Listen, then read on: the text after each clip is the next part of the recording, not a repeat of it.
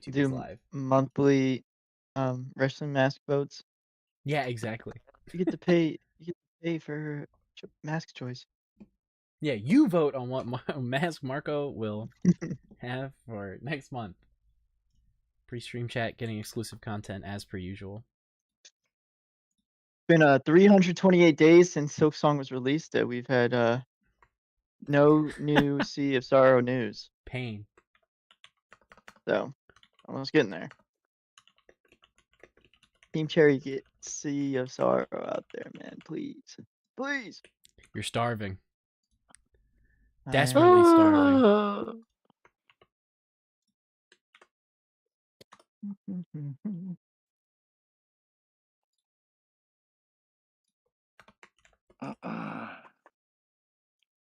Okay, I would like to.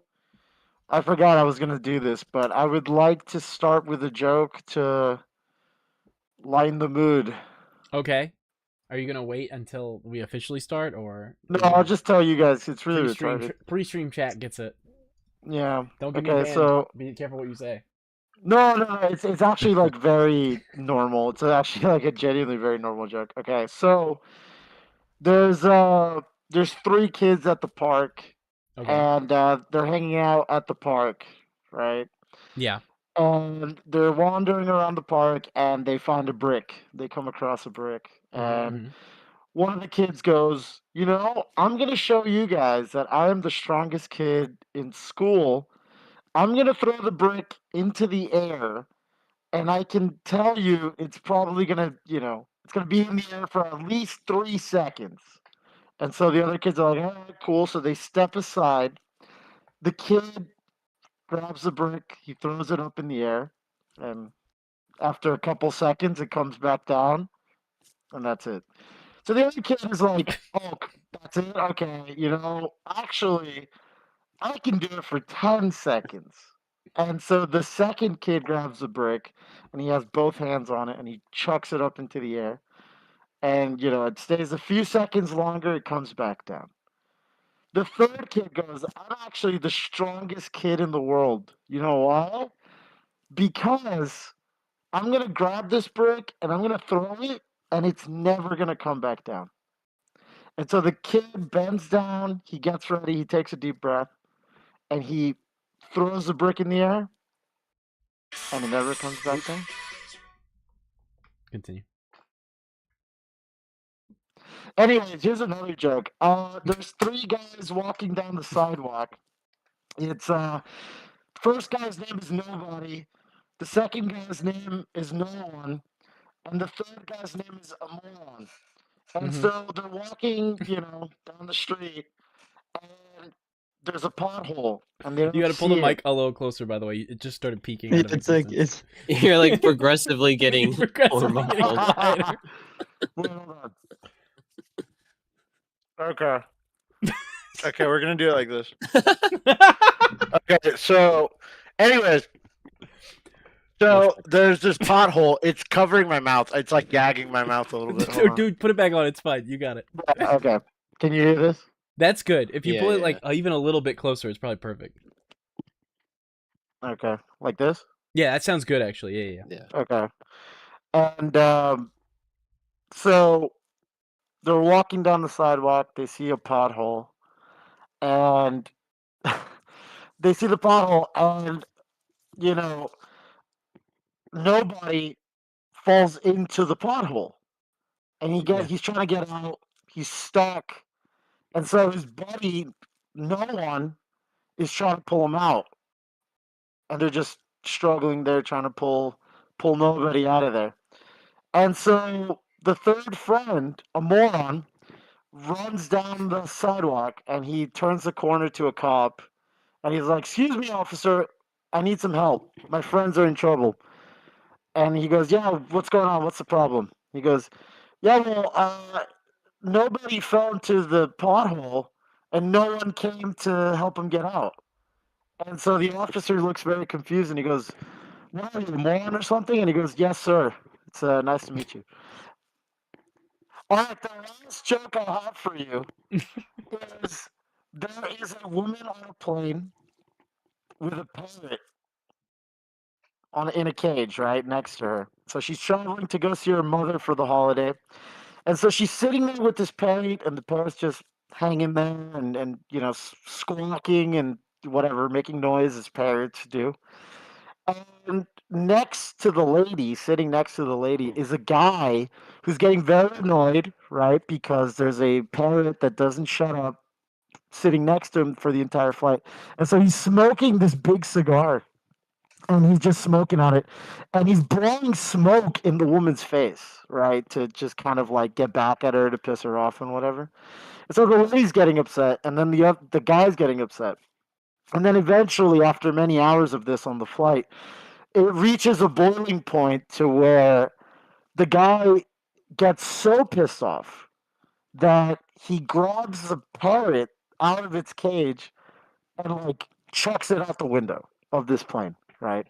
And so the woman is shocked. She's like, "What the hell's wrong with you?" He's like, "Your parrot doesn't shut up." And so the woman angrily grabs the guy's cigar and like chucks it out the window too. It's like, "You've been smoking in my face this whole flight. You're not supposed to be smoking on a plane. This is very rude of you as well, right?" Mhm. And so, anyways, this parrot is just outside the plane, flapping very desperately to try and keep up and to get back inside. And eventually, the parrot gets close to the window, and the woman looks outside, and the parrot has something in its mouth. The It's brick. the brick. Yeah. Fuck you! Yeah.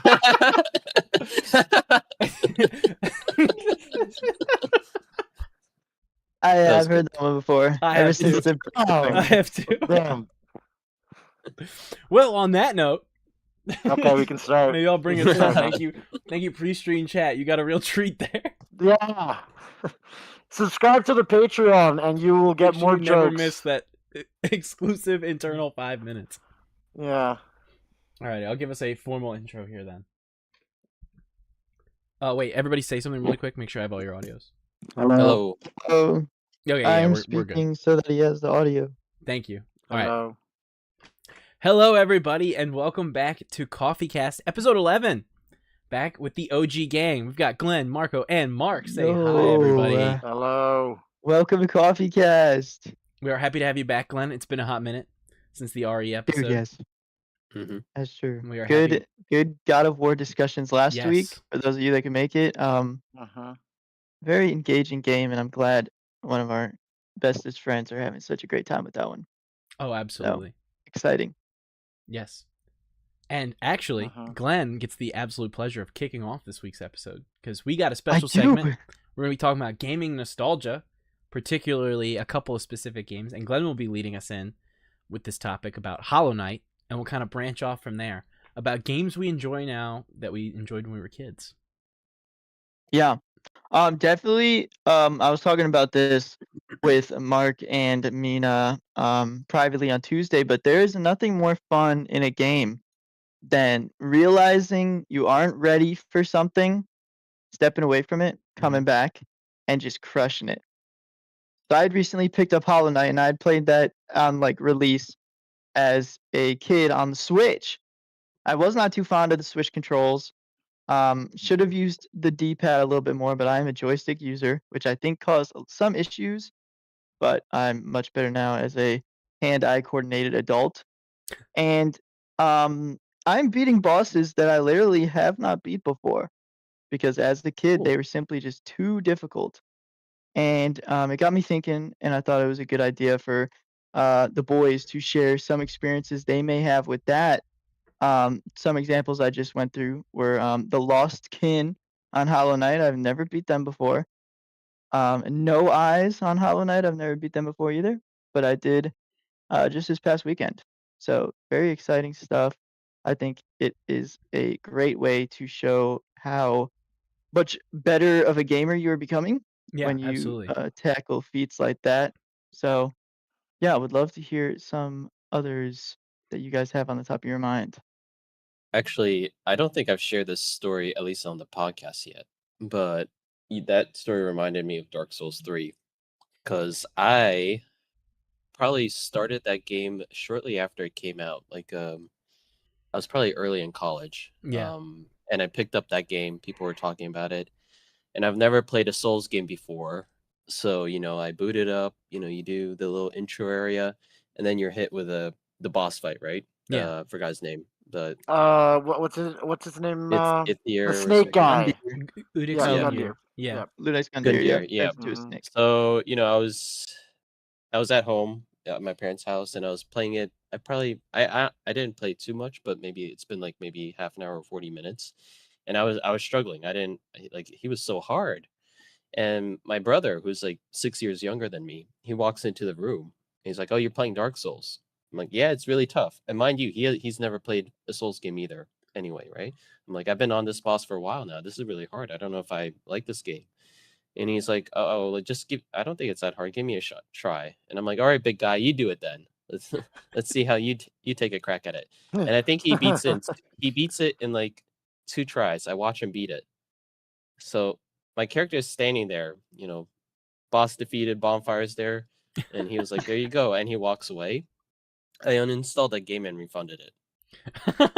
There you go. That's so And unbelievably valid.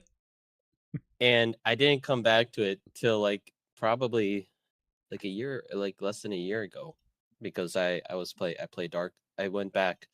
I was going through I played Elden Ring, and I'm like, okay, actually that was actually really fun, and I should go back and play all the other FromSoft games. And I beat Dark Souls 1, which is now one of my favorite games, probably a top 3. And I gave then did Dark Souls 3. Haven't beaten it, but I'm like 90% there. I just like Literally.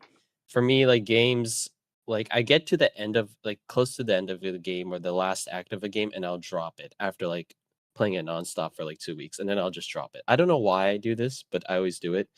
And I would say I liked, and obviously having played a lot more games since when I first picked up Dark Souls 3, having beaten Elden Ring, Dark Souls 1, this time around it was definitely a lot easier. I don't actually, I mean, I'm sure some bosses gave me quite the challenge, but nothing like insurmountable. But yeah, I would say that would be the example that comes to mind. Dark Souls 3, which I will eventually beat the last boss, and what is it? The unnamed king or whatever his name is, and Sister Freed, and all the other remaining bosses I have left. Yeah. Godspeed, bro. Yeah. That game's Nameless hard. King will. Nameless King, not unnamed king. That is the unnamed that king. is a tough The game. Great unnamed value, king. Nameless King. We're not 100% Budget. promised he's played the game. I can go next if you're good with that, Marco. Yeah, go ahead. I'll give a very specific example separate of a topic we will cover later, which is League Classic, because I could talk about that. But I think a better example in modern memory, this is not very recent. This is like past 5 or 6 years, something like that. Around when Kingdom Hearts 3 came out, so probably would have been 7 years ago, actually, maybe. I replayed all of the games again because I'm a big Kingdom Hearts fan. And I distinctly remember going through every single one of those games again. I had very different opinions on certain stuff and how hard they were than when I was a kid. Particularly, I remember it took me a week to beat the final boss of Kingdom Hearts 2 when I was a child. And I beat it in like one sitting when I went back to that game as like an adult, pretty much. I was like 19, and I was like, oh, this is a joke. I can't believe I was like upset about this back when I was a kid. Like, I remember I left my PlayStation on for a whole week, and my mom would be like, "Why did you leave this on?" I'd be like, "Don't touch it!" Like, I can't. Because for the uninitiated, the final boss of Kingdom Hearts 2 is like an 8-phase boss fight, and if you reload the save, you start from the first phase, but it gives you checkpoints at each phase because it's like so complicated. And so I got into the final phase and had the checkpoint. I was like, no, don't turn the PlayStation off. You can't. I'll have to restart. I'll never make it back. But yeah, that boss fight was not as hard as I remembered it. I remembered it being like awful. It's still pretty challenging. It's easily, I still think, one of the hardest boss fights in the franchise. Although granted, it's not as hard as some of the stuff in 3. Specifically 3's DLC as well. But yeah, stuff that I remember being super challenging in those games, like the lock on with the camera and the parrying and all that stuff in Kingdom Hearts. None of that was hard anymore for me. And I think some of that's reaction speed, and some of it's also just paying attention. I don't know if anybody else had this scenario as a kid with games, but I used to just not read anything. If it wasn't voice acted, I didn't take it in. And so Yeah. it was definitely a very challenging moment for me at certain points in Kingdom Hearts, especially in the final boss fight where you have to mash 2 separate buttons. And I definitely didn't read the prompt that said you had to use the second one, so I used to just mash the one. I'd be like, man, Riku dies instantly. It's like I'm not deflecting with him at all. That's crazy. It's just so funny how your brain develops and is better at problem solving as you get older. So that would be my pick, I think, in modern memory of being like, wow, I breezed through that game and it took me months when I was a child. Definitely. Yeah, that boss fight is it's one like, it holds up today as one of the coolest boss fights Oh yeah, in it's video. awesome. I love the part with the lasers that Yeah, the surround laser you, parry. and you have You have to both spam characters. triangle and X to Yeah. deflect on Riku and Sora at the same time. Yeah. Right. So yeah, that's really. I do have very vivid memories. The opening of, attack combo of too. that. I remember dying to that so many times as a kid because you have to do the perfect dodges with triangle. Remember, because you hit the that stupid dialogue he has at the start. We shall go together, and he throws you in the air, and it's like, oh, I hope you're ready to mash on the exact rhythm, or you're dead. Right. Interesting. Yeah. So that's the final boss of KH2? Yeah. You're saying? Yeah. Oh, okay. Yeah, Xemnas. Ultimate Xemnas Yep. at the end. Yep.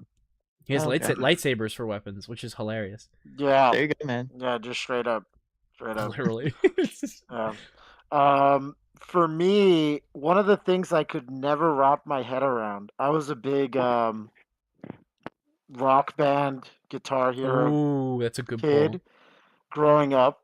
I still very vividly remember that Christmas when I unwrapped the gift from my parents, and it happened to be Guitar Hero 1 with the guitar controller for the PS2.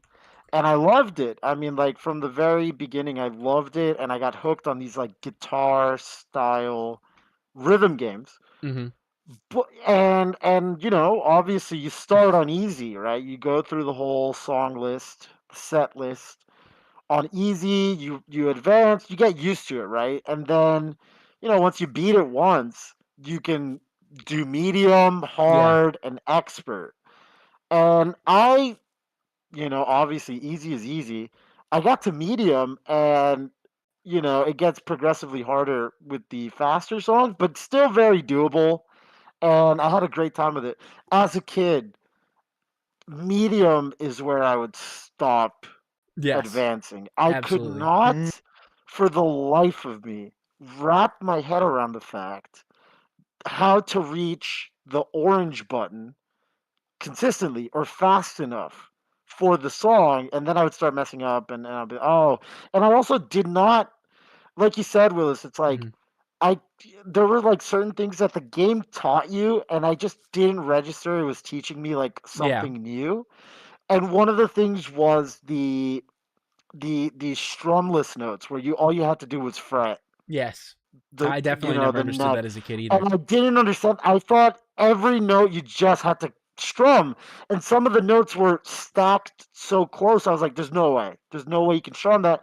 And I realized you just fret it there. And years and years later, after kind of the whole craze for Guitar Hero and Rock Band kind of died out, because I got all the way up to Guitar Hero 3, and then I moved on to Rock Band 1 and 2. And then I just kind of, it kind of fizzled out from there. But years and years later, there's nowadays there's like these free alternatives like Clone Hero. Yeah. Right. And I started playing it in my free time, and I watched this YouTuber called Asai, who is a very good Guitar Hero streamer, and he does incredible. The guy is like a magician on how he plays awesome. such difficult. And the crazy thing is, he will play these extremely difficult, precise songs that are ridiculously difficult, and he'll also look over and talk to the chat at the same time. It's so impressive. I don't know how he does it. Which is it's really incredible. Like he can multitask and while still hitting FCs on these ridiculous songs. And one thing I learned from watching him that I would have never wrapped my head around as a kid is that, you know, when you instinctively have the guitar in your hand, you put index finger on green, then it's, you know, the red, yellow, blue, and then the orange. I used to think it was like, oh, I have to reach down I know exactly with what you're my gonna say, pinky. I realized from these professional Guitar Hero players, you don't do that. That's the wrong way to do it. It's you start one fret down. Yeah, because it's easier to And move the your index finger. green is easier to reach with your index finger than it is for you to do your pinky with the orange. And it's just like, it's something so simple, and it blew my mind because I started playing like that. It took some adjustment, right? Because it's muscle memory, how you played it originally. But then I started doing that, and I started to play songs on hard because I was just like, oh, now the orange is like a non-factor anymore. Yeah. And all you do is just reach up and hit green whenever it shows up. So I was like, wow, that's incredible. So yeah, it is one of those things of like, you get older and something that seems so impossible, you revisit it and you just think about it for like a nanosecond and you go, yeah, that makes sense. Yeah. So yeah, that's my thing. Yeah, Guitar Hero was like a mystery I could never figure. I'm like, why is there even a hard or expert? Like, how do you play that? How That's is it impossible. possible? Yeah, There's exactly. just so many things that it's hard because you've just been doing it wrong, not because it was hard. Yes. And then when you realize that, you're like, oh my god, like this is how you were supposed to do it the whole time, and you're like, I can't believe. This is gonna make Glenn crash out. This is another good example for me. When I first played Dark Souls, I had a friend of mine who is not. I don't talk to him anymore. That's all I'll say. I'll leave it at that. I don't talk to him anymore. And he was notorious for giving bad advice and like in games and like bad information. And he told me that in Dark Souls, he's like, vitality is your health. Stamina is just how quick you can run. Didn't mention that's how often you can swing too. Just how quick you can run. He told me strength is the damage when you hit with a weapon, and dex is how quickly you can dodge. Holy shit. I was like, yo, I gotta be dexterous, bro. So my build looked like shit. That's crazy. I was like, man, this game's hard. I can only swing like 3 times. I'm really weak. That's crazy. So I had like a miserable experience the first time I played that game. I did beat it, but it took me like months. You know, and I was just like, wow. And then I like never went back to them again. And then years later when Elden Ring was coming out, I revisited all the games and I was like, oh, I totally got bad advice. Yeah. I had the worst advice possible. I know when me and my friends were doing the Sekiro race, I was surprised people don't understand the difference between a block and a perfect parry. Like those perfect parries are like a necessity to get to like advance in that game. You can't just straight block and be good because you're gonna lose the posture. There's 2 different kinds of blocks. There's the perfect parry and the block. And so I was so surprised at how many people needed to like learn that. Because to me that was just like realizing there's 2 different type of blocks, like in the beginning of the game.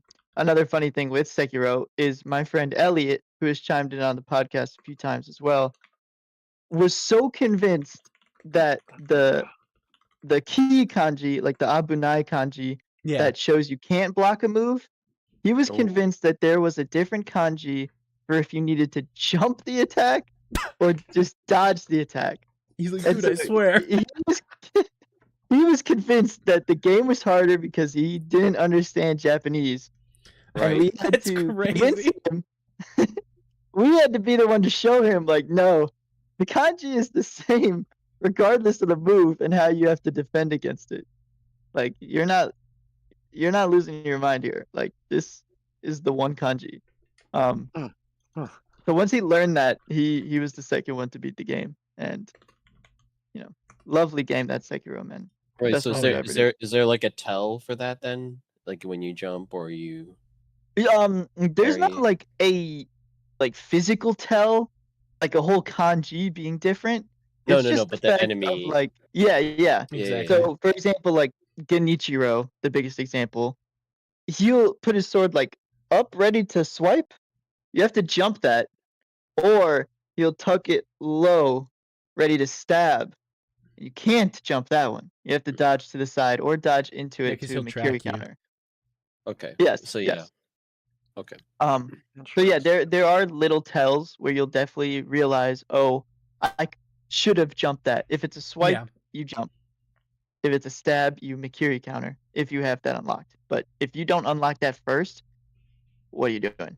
Get Makiri counter first thing off the gate. Yeah, So that's many fair. people use that move. No, I can wait. I can wait till the end of the game, right? I don't need to unlock that. I'll learn it then. yeah, I mean, Wait, that Ishin reminds me. Makiri counterless. A Yeah, quick go side ahead. note. Bringing back to Dark Souls. Mm. So I had a sword and shield build where I would just tank everything, Mm. and that got me through a lot of difficult bosses with ease. Like Manus, easy. He would That was do his funny. jumps, and I would Yeah. tank it. Easy, easy. So I did the DLC first before beating Yeah. the game. So did the DLC. I actually had more trouble with the dragon than Artorias or Manus, which was Mhm. I think interesting. That Tell one me. took me more tries. But then I got to the end, right? And Dark Souls is known for the end boss. It's more symbolic than being like an actual fight where you're just Right. beating It's down usually this end boss is like a right. pathetic loser. Right. You It's know. like Yeah. you go in and it plays the music and it's just a shell of its former self and you just sort of kill it and the game is done, right? That was not my experience. He was kicking my ass and Glenn was watching and it's like, "Mark, do you know how to parry?" And I'm like, I remember this. "No. I've just been tanking everything this whole game." And he's like, "It's a lot easier if you parry." So I was learning how to parry in Dark Souls 1 on the final boss, the On final the final fight boss. I had for the game. And I learned enough that I could beat him, and the game was done. But That's funny. that just reminded me, like things you learn very as late. as from software intended. Exactly. So when I play Literally. Sekiro, I'm sure I don't need to really learn it until then. Yeah. Absolutely Exactly. not. If it works for Dark Souls 1, man, you go off. Hey, there Just you go. dodge, bro. Just give me a shield in that game, and I'm good. I'll just find a shield, and I'll be good with Sekiro. Yeah. Yo, that's what I'm talking about. The umbrella shinobi art. Dude. I swear, like, it's a thing with Souls games where you just don't realize mechanics, like you miss them. Like, Meme Gremlin in chat was talking about Bloodborne being their favorite.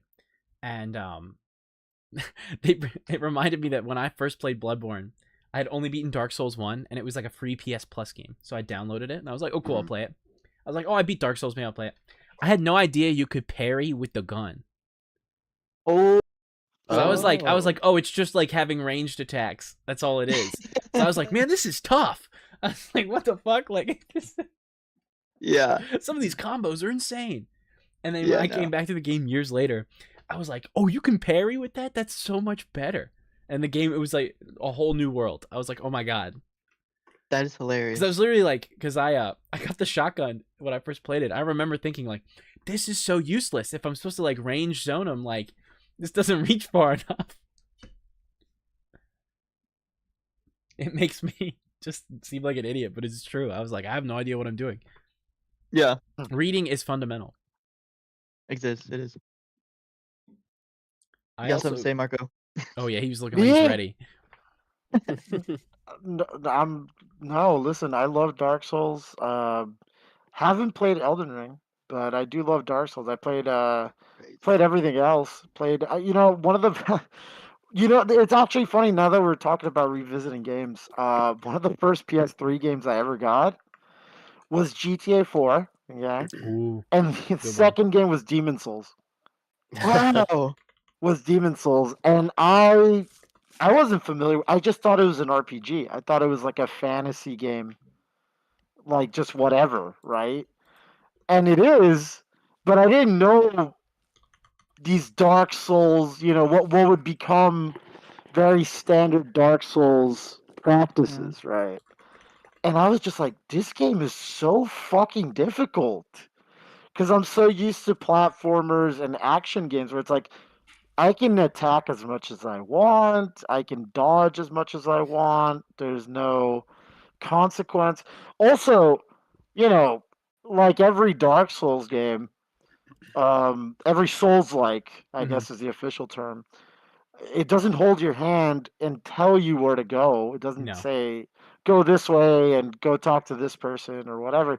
So when I first played Demon Souls, I couldn't finish it, not because it was like too difficult. I just got lost. And I was like, what the fuck am I supposed to be doing? What's going on? That used to happen to me all the time. No one has told me anything about this game. I'm going to put this down. I'm going to put this down. I'll come back to it later. And it took me like something like 10 years to eventually revisit it. And then I was like, you approach it. You're familiar, right? It's like watching Seinfeld. It's like watching Seinfeld after you've watched decades of other sitcoms. And you go, okay, I get it. I can see where this is going. I can understand. This is not unfamiliar territory anymore. So, I'd already played Dark Souls by then, Dark Souls 2. I think Dark Souls 3 had just come out. I was playing that.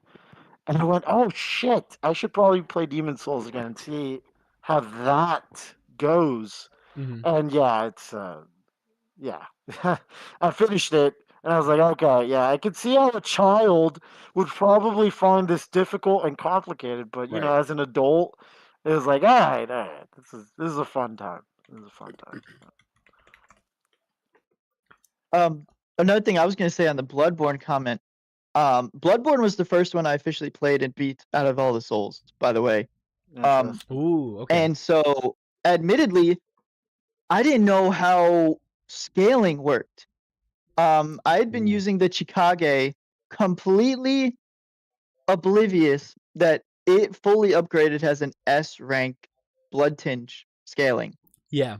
And I had failed to give a fuck about blood tinge. I just did. I didn't really see it as a useful stat. I put so much into it was I believe it was still called endurance. Yeah. And my high stat endurance created the name Hardlock that I have with my other friends. And it's the funniest story in the world.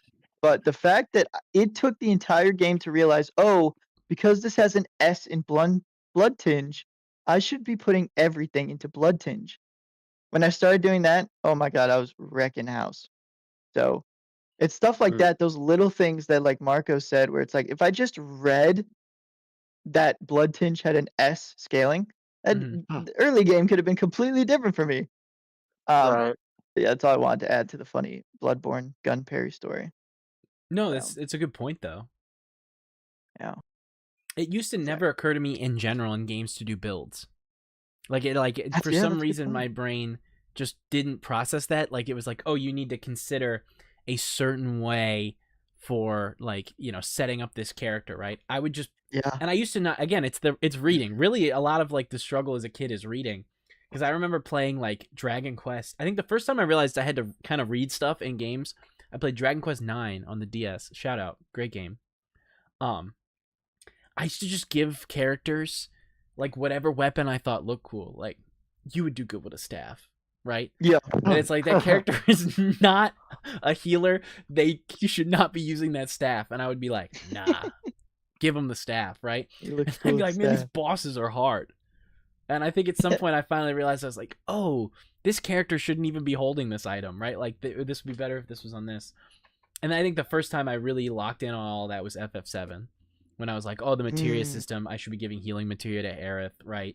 Cloud should be doing like magic damage and like crits, and Tifa should just, I don't know, Tifa does like max damage for the gambling ultimate.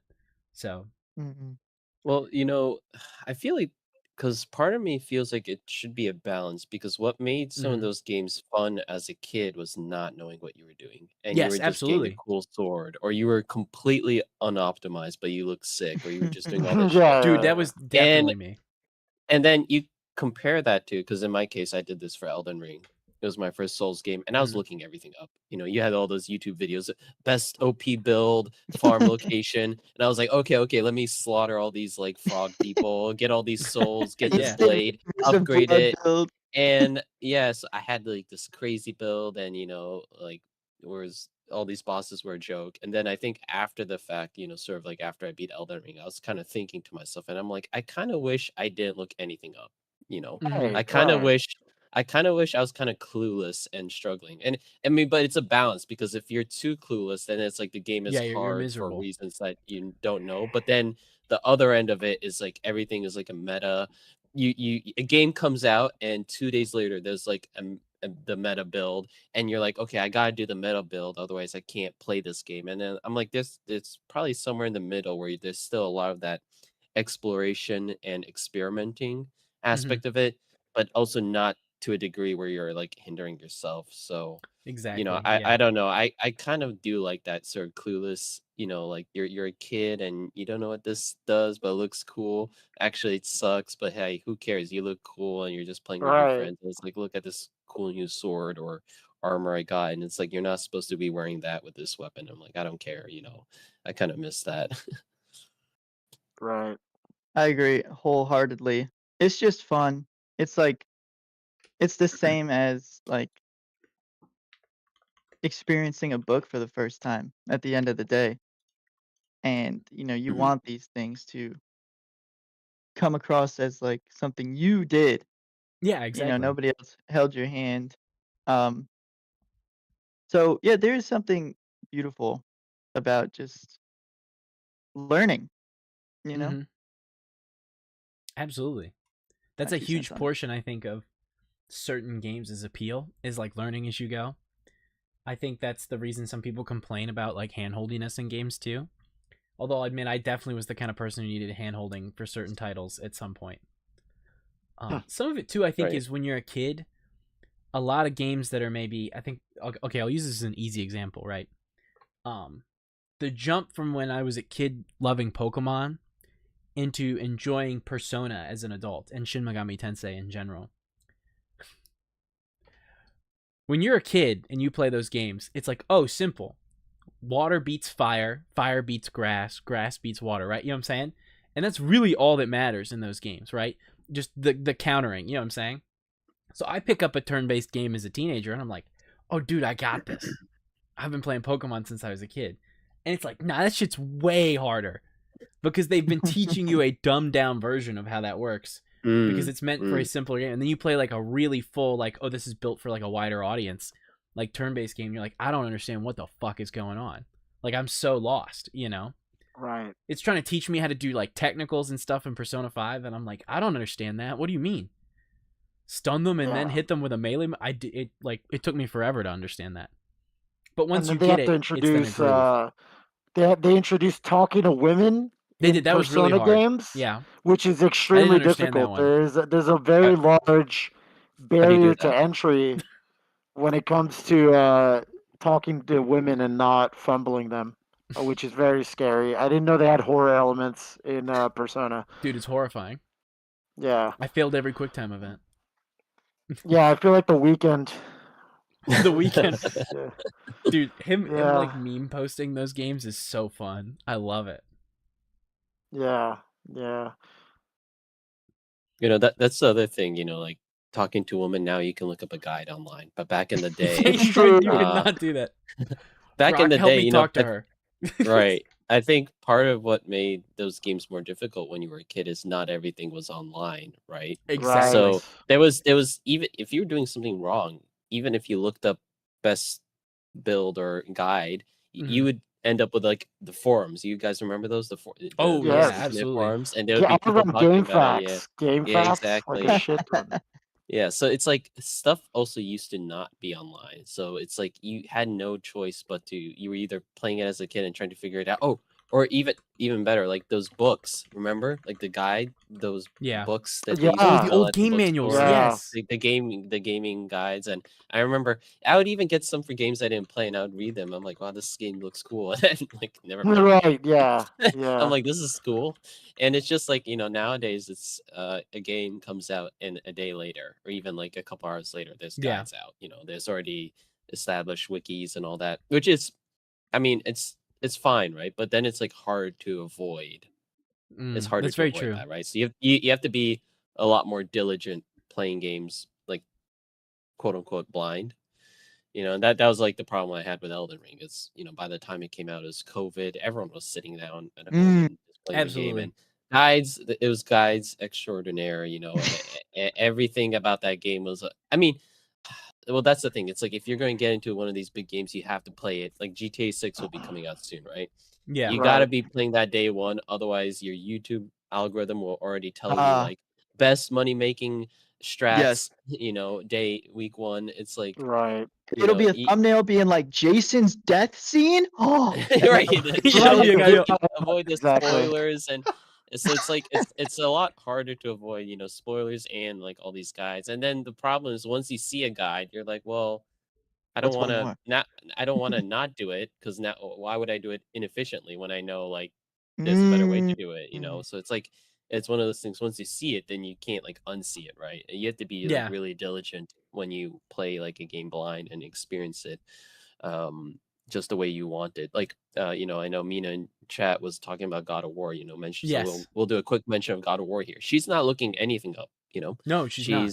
Which she didn't do for other games, but she was committed, and she's playing it on the very normal very mode, proud of her. not looking anything up, and that's how I want to when the next hopefully I'll try to do this when GTA comes out, but try my best not to look anything up and just experience all those things organically in game. Oh, you find stuff on your own.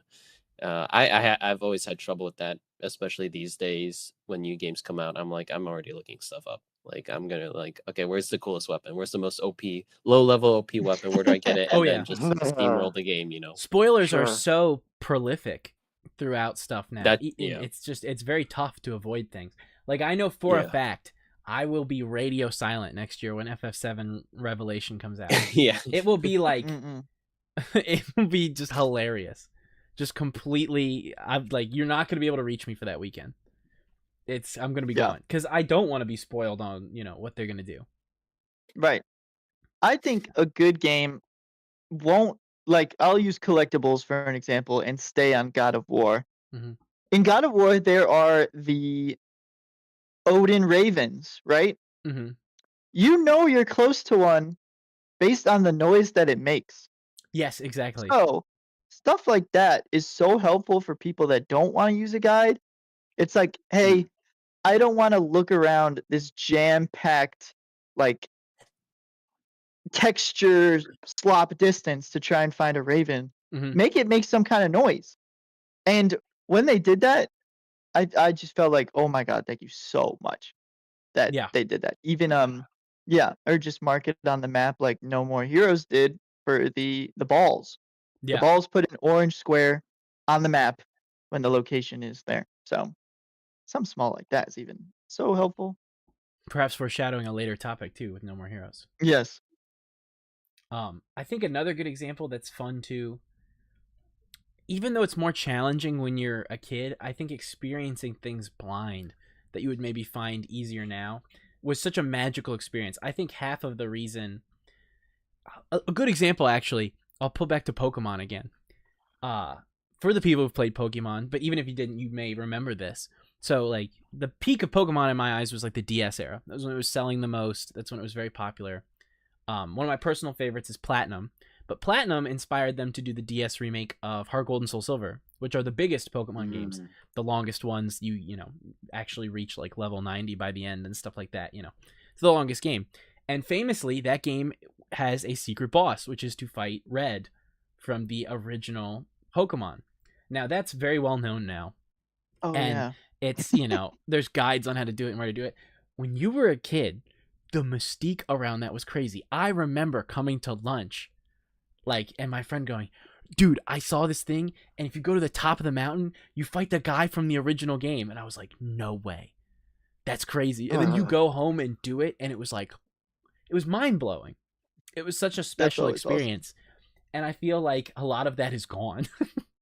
It's definitely like, I don't know what to do, and you look it up. But like the magic of a game is like learning it, you know? That's why it's so good to play it offline, like Mark had said. Well, see, that game is also a good example of something else, because I never played Gold or Silver or the newer ones. I think I got it and I played it a bit, but one thing about those games, I remember you had your initial region, right? But I think once you beat that, you can then go to Kanto, which was from like the original Pokemon games. And it's like, imagine discovering that. You don't know anything about the game. You thought you beat it. You beat the initial map, right? And then it turns out, actually, there's like the other region from the past game that you can go back and play. I don't know if I'm correct on that, but I think you are. Because in my opinion, as much as I'm very biased in that, I think my personal favorite's Platinum, just because I like the Sinnoh region. I like Giratina as a legendary. I like what that game does.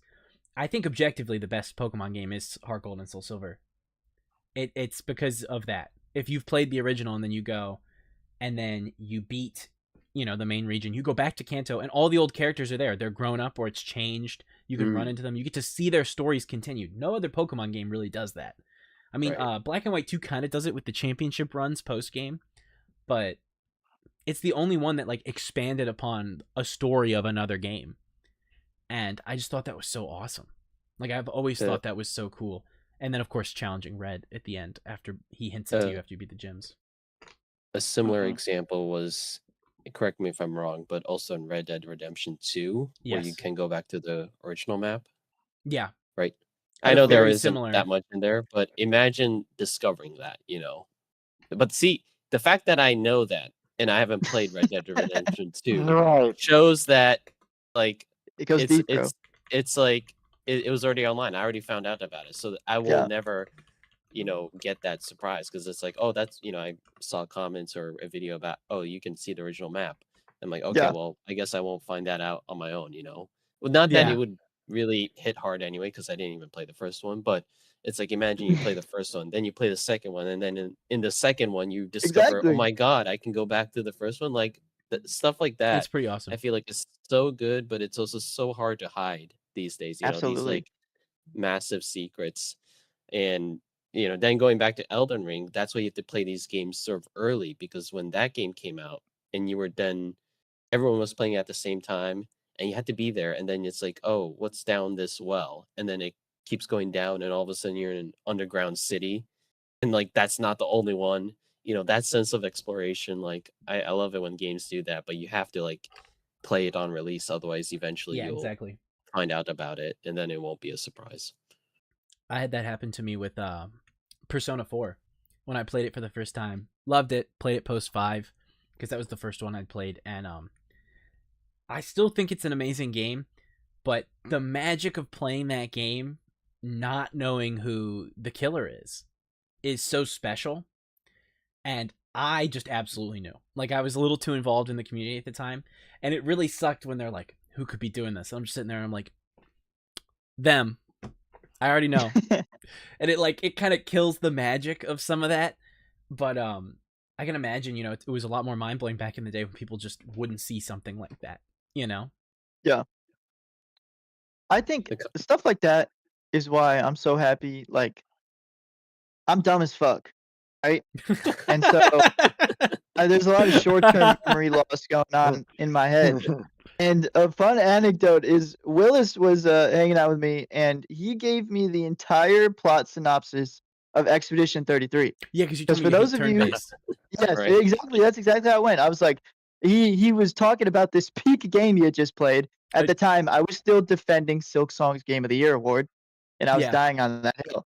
And Willis said straight up, he's like, I've played a lot of Silk Song, haven't beaten it, but I knew right away it ain't beating Expedition 33 though.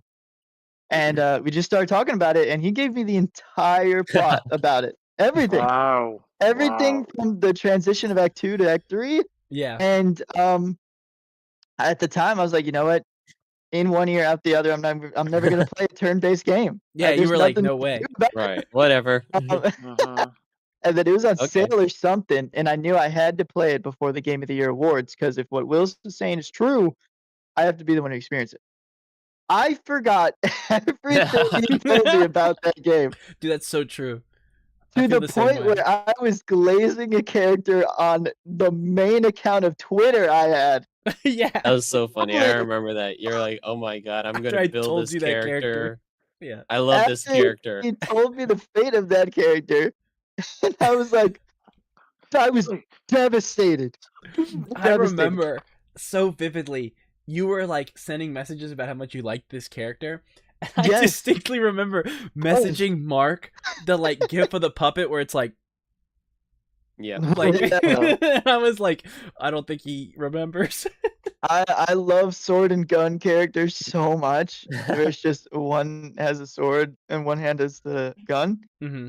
And it spoke to me, man. And just to have that transition. I'm It's trying crazy. to protect the viewers You that know- don't Yes, know, but we're it's protecting yeah, Marco yeah. too.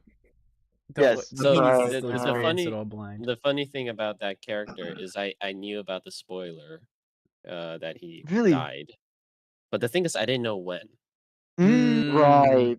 And it caught me by surprise, even though I knew the spoiler, and it still caught me Yeah. completely off guard. I remember that, and I was like, "Holy shit!" Like, oh my god, There's a magic to it. There's a they true do it. magic They do it to a really reveal well. like that. So it's like even if you knew, they You still would know, got you. and you can easily forget. Like I had seen stuff and thought Yes. maybe, and I forgot, Mhm. and then I was like, "Oh my god!" Yeah. and even Because go ahead. I was just gonna say real quick, I thought I got spoiled because one of the thumbnails was Gustav in the very beginning Yes, about to commit suicide while covered in blood. yeah, it's like first hour. I closed that Yeah. so quick. I was like, Right. whoa. Oh yeah, And That's then that super scene early in the game. flashes, and I'm like, oh, right. It's he's chilling. Okay, That he got happens so fucked much with it. these days, where it's like you He's- think I you know. see something, and then it's like, oh, it's not. You've misinterpreted what someone said or something like that, Yes. and it's so funny. I mean, That- even that's recently. why. Go ahead.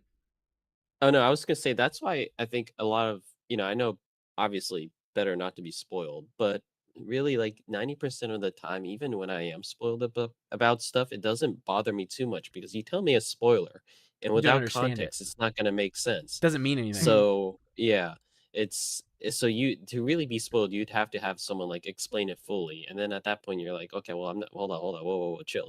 It's or like Yeah, if exactly. you see a wall of text, don't read it. Don't read the you know, wall of it's like, text. Yeah. don't read the detailed explanation of the spoiler. But if it's like X character dies or something happens to Y character, you're like, okay, that doesn't mean okay. Well, like why? How did that happen? Right. So it's like all that still, it's still, it can still be experienced. Yeah. So obviously better not to be unspoiled, but I feel like these days I don't, it doesn't bother me too much. And it's a magical moment when you're talking to someone and you realize they like don't know a spoiler. Because I know what you're thinking what about. I'm bringing up. We have a friend, Liz, who's playing through. I'll say playing through a game. Keep it vague. I'm gonna keep it very vague. Who is Yeah. playing through a certain franchise, and doesn't know a major spoiler. That I was talking to her and realized she doesn't know, and I was like, "Oh my god, she doesn't know. This is huge." You have managed to avoid arguably one of the most well-known spoilers in gaming. Probably one of the biggest spoilers. It might be yet. the gaming spoiler. Yeah. Her not knowing yeah. that is like, I was like, oh my god, you're gonna have such a magical experience with this. Yeah. Which is like beautiful, that's a is. luxury you don't get a lot of the time. Beautiful experience. hmm Just knowing that that's untainted. hmm The Yeah. purest form of realization is when she comes across. Oh, 100%. So yeah, I'm looking forward to that one day. Gosh, that's gonna be amazing. That's all I'll say. I don't even think she's watching, so it doesn't matter. But it's so funny. Yeah. What would you say is your favorite like spoiler from a game? Actually, that's like a simple thing. Nothing like we'll keep it to like well known stuff. What's your favorite twist? I think that's a better way to say it. Not spoiler, but like twist. When I was really young,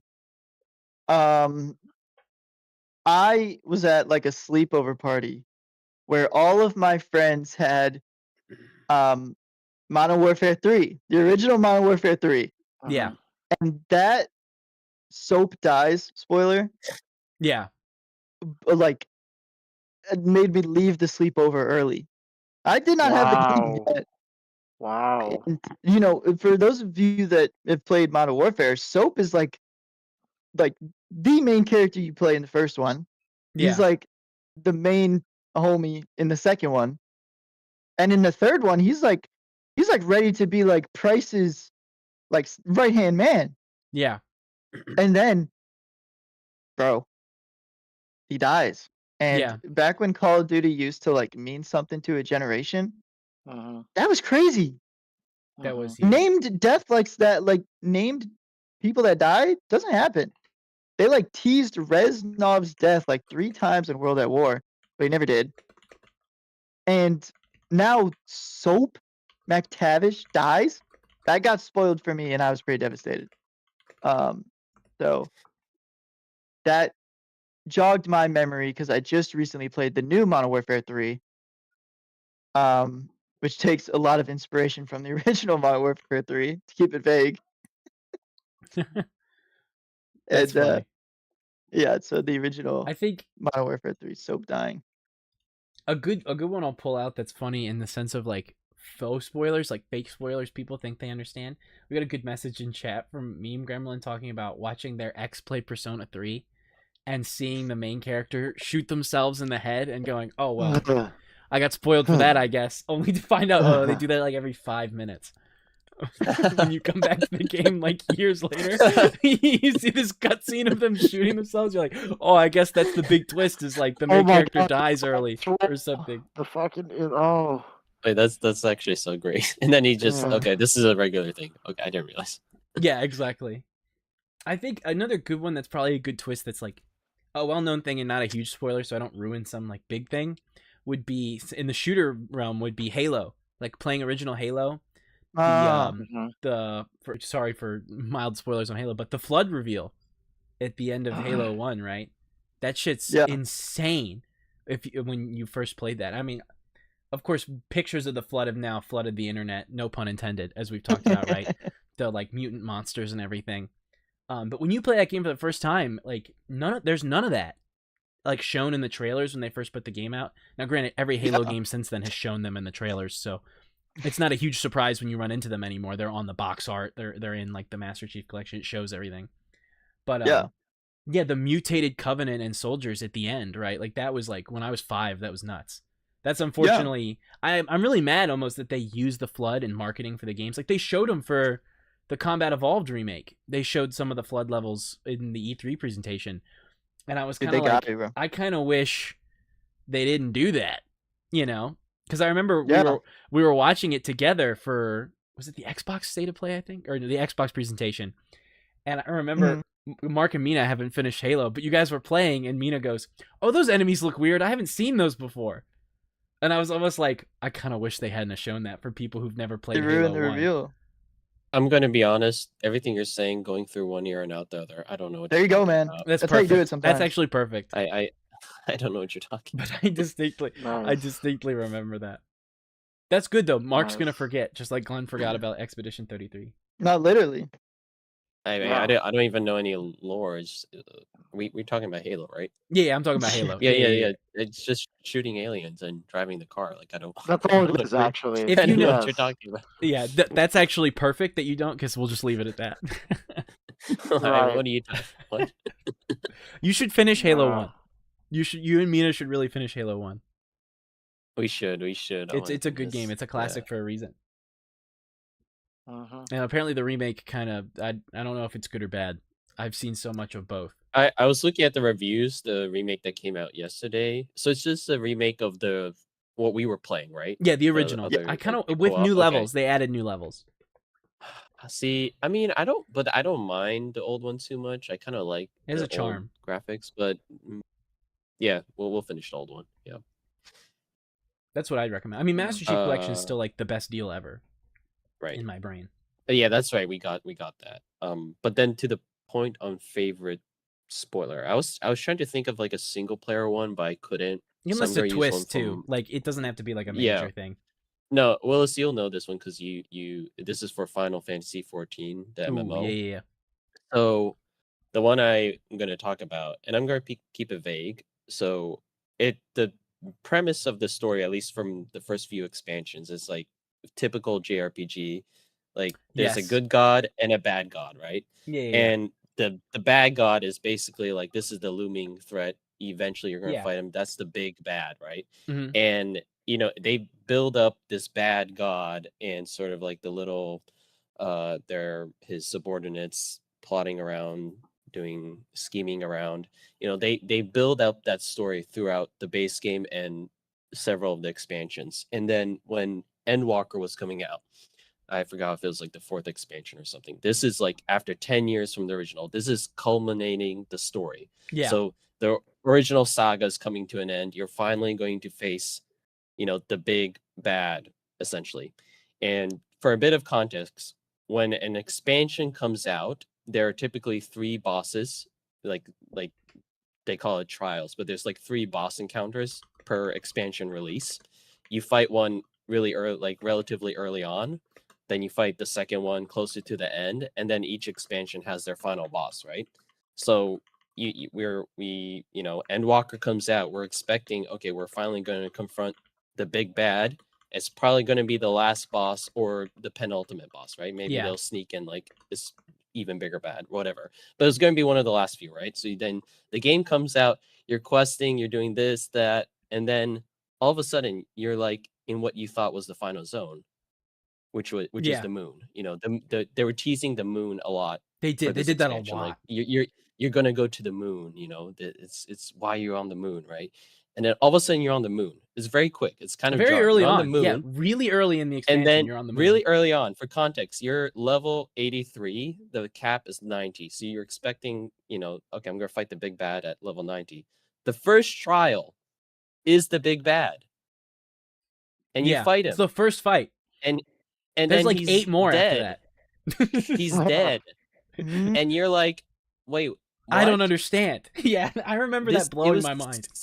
It was so good when you realize it's so sudden how quick that boss encounter pops up, and you're just sitting there like, is this happening like right now? And wow. I think for me, that was a big one. And then you're wondering, what the hell are we going to do for the rest of the expansion? We're not even halfway done. And it's so good. What do you mean? Everything that just beat the big bad. Everything that comes after that is even better. It's like crazy. And it gets better. It's not like, oh fuck, we killed the big bad. How are we gonna like live up to this? It's like no.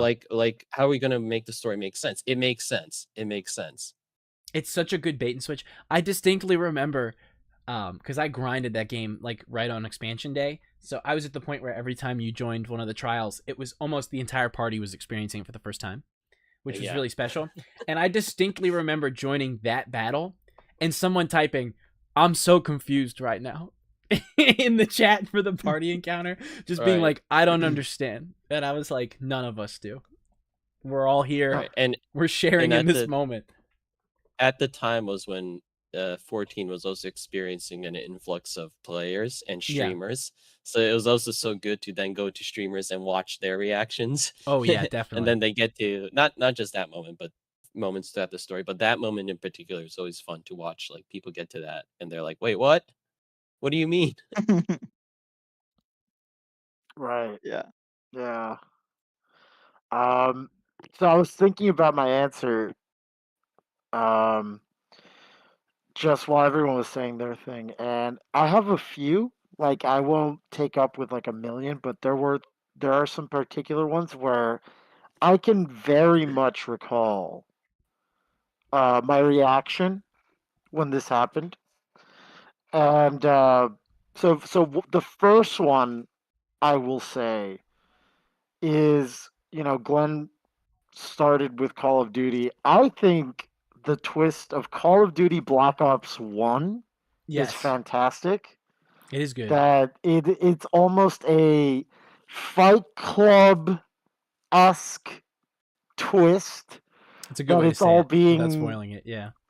Right. It's it's a Fight Club-esque twist at the end when things start getting pieced together. And I mean, the whole story is kind of this weird mystery about like the numbers, Mason. What do they mean, right? Like, so when you start figuring out what it means, it's really cool, and you're like, holy shit, that's awesome.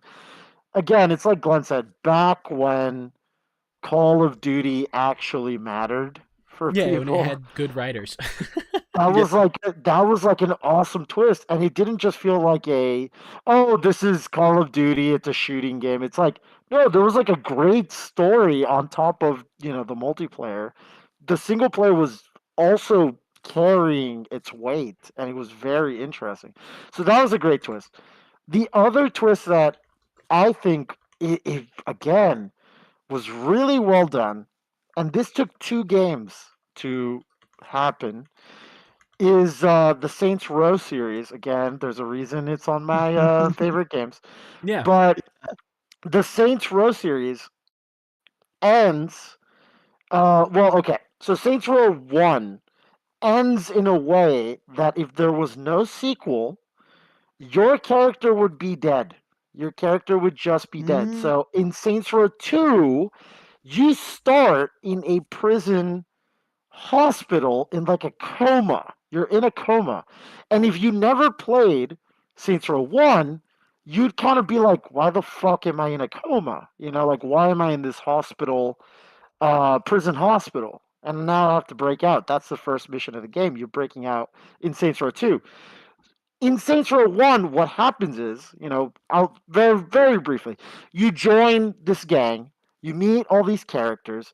Some characters are double agents. One is an undercover cop, for example. Um, but there are other characters that betray you for their own personal gain and leaves that game on a cliffhanger where your character gets blown up on a yacht, and that's it. Like, unironically, the yacht blows up, and there's no follow up to that. The credits roll, and you're just sitting there like, oh, are you fucking serious? Like, holy shit. Yeah. So imagine, imagine if Volition never got a sequel. Imagine they're like, yeah, this game fucking didn't do any sales. You're not getting a second game. That would be it. Your character's just dead. But then we get the second game, and the great thing about it is that the second game does not directly address what happened. It's only at the end game. Like, you literally beat the game. There will be a mission that is not part of the final story. It's almost like an unmarked side quest mission that you do where you like revisit some characters from the past Yeah. to confront them about what happened. And it's almost like one of those things where it's like, even if it didn't touch the story of the first game, the second game is great on its own, right? But because it did that, and it did it in a way that's like, you might never even realize this is an option to confront these old characters. I was like, holy shit! I can't believe they did that. That is such a cool twist. Yeah. And again, whatever. I'm not going to turn this to a complaint video, but it's like they also don't really resolve it. I thought they were going to really, really resolve it in the third game. Whatever. It's not the style, yeah. Whatever. It's fine, but it was cool at the time. And then the third one, and this is it. This is my last one. Is actually Mark and I. Mark and I did this very recently because we were playing old school RuneScape, okay, and they're constantly updating it. And one of their more recent updates, they introduced a quest for a new low-level, beginner-friendly boss in the starting area of Lumbridge, where it's a cow milking quest, basically. And in the quest, you're helping this guy who says he has a special new formula for milk that's going to blow all the competition out of the water. And basically, he wants to, start selling it, make a lot of money. He wants to start distributing it. So you're helping him, and he gives it to you to taste. And your character goes, "Oh my God, this tastes like shit." And he's like, "Really?" And then your character tastes it again. He goes, "Yeah, no, this really tastes like shit." And so, anyways, you go on through the quest and you're going back and forth. And the quest ends with you doing this boss fight for a bull. You have to kill this bull Oh my that God. you have to do special attacks and stuff. And when you kill the bull, you go back to the guy that gave you the quest and you go, "Yeah, I killed that crazy bull." He's like, "What?" And you're like, "Yeah." And he goes, "You killed my business partner." And he's like, "What do you mean business partner?" It's like, "Yeah, where do you think the milk comes from? I wanted to change It's it. disgusting. And I didn't want to get it from cows anymore. I wanted to get it from the bull."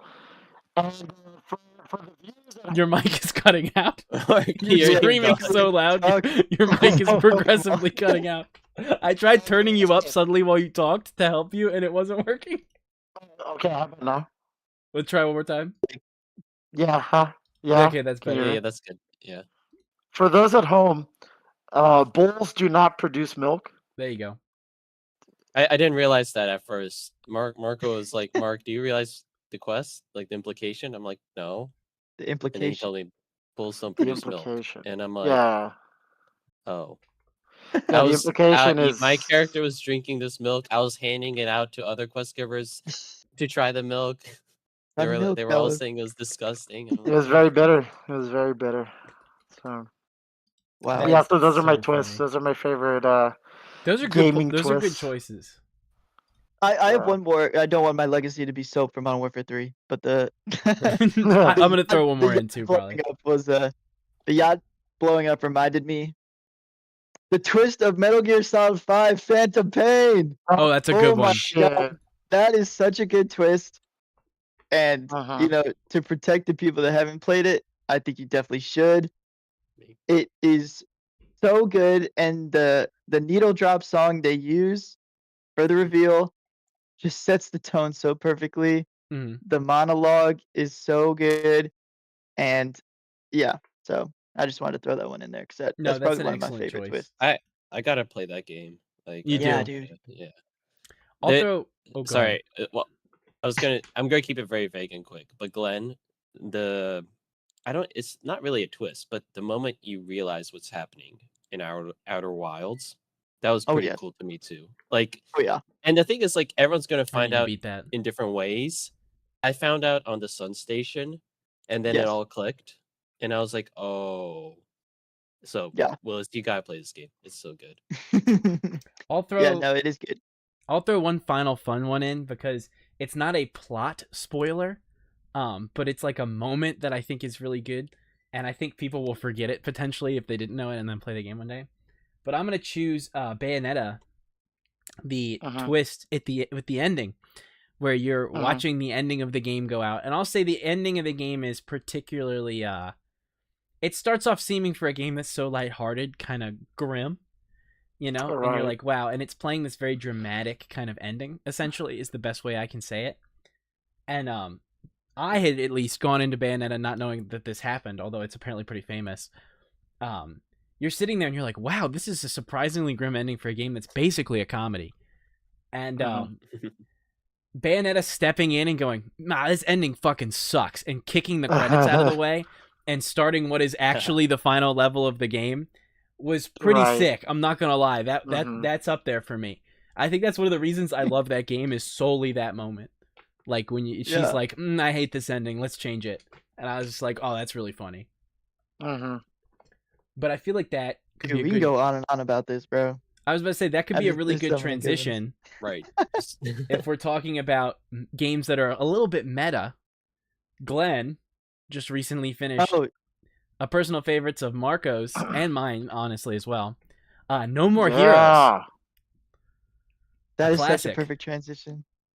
No More Heroes, so good. And I just want to start off with finding out the voice actor of Travis Touchdown and realizing it's Kazuhiro Miller from Metal Gear Solid 5 Phantom Pain. That's pretty funny. Oh my god, that was hilarious. I could not get it out of my head of Travis Touchdown in another life, bro, is running a private military corporation. That's But right. no, dude, No More Heroes so fun. The comedic timing of everything was hands down one of the funniest I've seen in a video game for quite a long time. It was genuinely funny, regardless of the fact that it's like a 2007 Wii exclusive. Yeah. Like that was funny. Like the characters, last time I was on the podcast, we talked about the rogues gallery in certain games. That's a good one. A lot of Right. good twist rogue galleries. Mm-hmm. There was that doctor that you don't even like fight, but that's the intro into Yeah. Harry, I think his Yeah. name was. Yes. It was so good. Just It's Dr. Let's Shake. yes, let's shake. Let's Yeah. shake. Who he's has this weapon of mass destruction, and you're like, holy shit, this is gonna be crazy. And then, boom, he's a free boss. Yep. So good, so funny. The twist ending, which I'll keep vague as well, is like there's a thing after the credits. You think you're done, you aren't.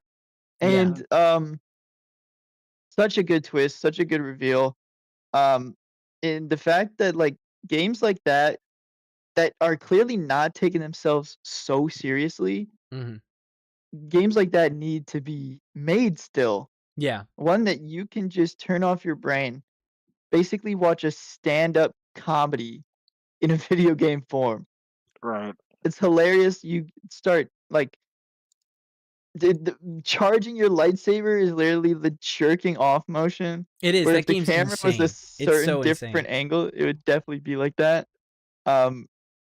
Travis is just a sleazy guy that He's the worst. if He's low-key that the worst. game was made today, it would definitely be called the Chud Day One. Oh yeah. Oh yeah, he's That's definitely a chud. You're not supposed to like Yes. him. That's what makes the game kind of fun. Is he's kind of dislikable. But no, I think honestly, the only negative comment I had is a negative comment I have about a lot of games now is I like playing on the hardest difficulty, and it just irks me the wrong way where I just have to like earn it by playing the game. Right. So I like 100% in games, and I like playing on the hardest difficulty. And a lot of the times, there's too many games that make you earn the hardest difficulty, and then the last achievement is to beat the game on the hardest difficulty. It's like, let me do that straight out of the gate. I've been playing games since I was 4 years old. I can handle the hardest difficulty of a 2007 game. Yeah. That being said, the final boss fight on the hard difficulty was hard. I watched you play it. Yeah. That was a Sekiro boss, bro. It is like a Sekiro boss. Unironically, that took me about the same amount of tries as the final boss of Sekiro did. And that's not negative. By all means, I love when games are challenging and they make me find cool and unique ways to get past challenges. Yeah. And I felt that. I felt that with No More Heroes. There were a lot of hard bosses. There were a lot of times where I was like, there's no way my sword is doing this little damage. But it's like learning their timing, like you do in Sekiro, learning the fact that the suplex moves are like how you do damage. So staying aggressive, hesitation is defeat, just like Sword Saint Ishin used to say. Yeah. It's the same thing. And the more and more I played and the more and more I dedicated myself to the hardest difficulty, I realized like I'm playing a pioneer of Sekiro. Oh, like, definitely. This is like the blocking, the staying on point with what you're doing and like watching them, not button mashing and like realizing to yourself like, okay, I don't button mash here. Like that's just not how I win. And overcoming that challenge, that was such a fun game, and Oh, it's I am amazing. so pleased it's on my roster, and I have nothing but the utmost respectful people that say it's at their top 9 because it deserves to be there. Thank It's you. a great good. game. Thank you. It's awesome. I'm glad you like it. I'm glad you Yeah. liked it.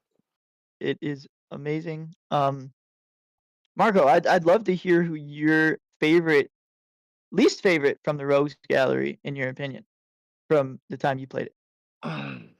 Man, in terms of really disappointing people, I'm not a fan of what's it called? Speedbuster. It's just not a It's a great good choice. boss fight. I mean, it's cool because it's different. It's like an environmental boss fight, and you're trying to reach the boss is kind of the challenge itself rather than fighting the boss Mhm. directly. But it was just like as a character, I was just like, okay, like she's quirky, sure, but it's like not that. Like as from everything that came before, it was a little bit underwhelming, Mm, to be honest with you, because again, you have such a strong start, right? You have like such really well designed characters and stages leading up to them that Speedbuster was a little bit of like a drop off before it went back up. Mhm.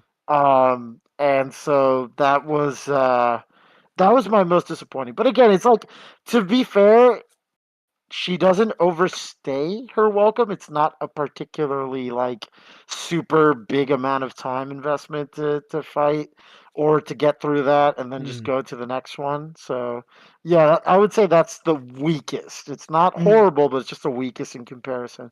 How about you? My least favorite.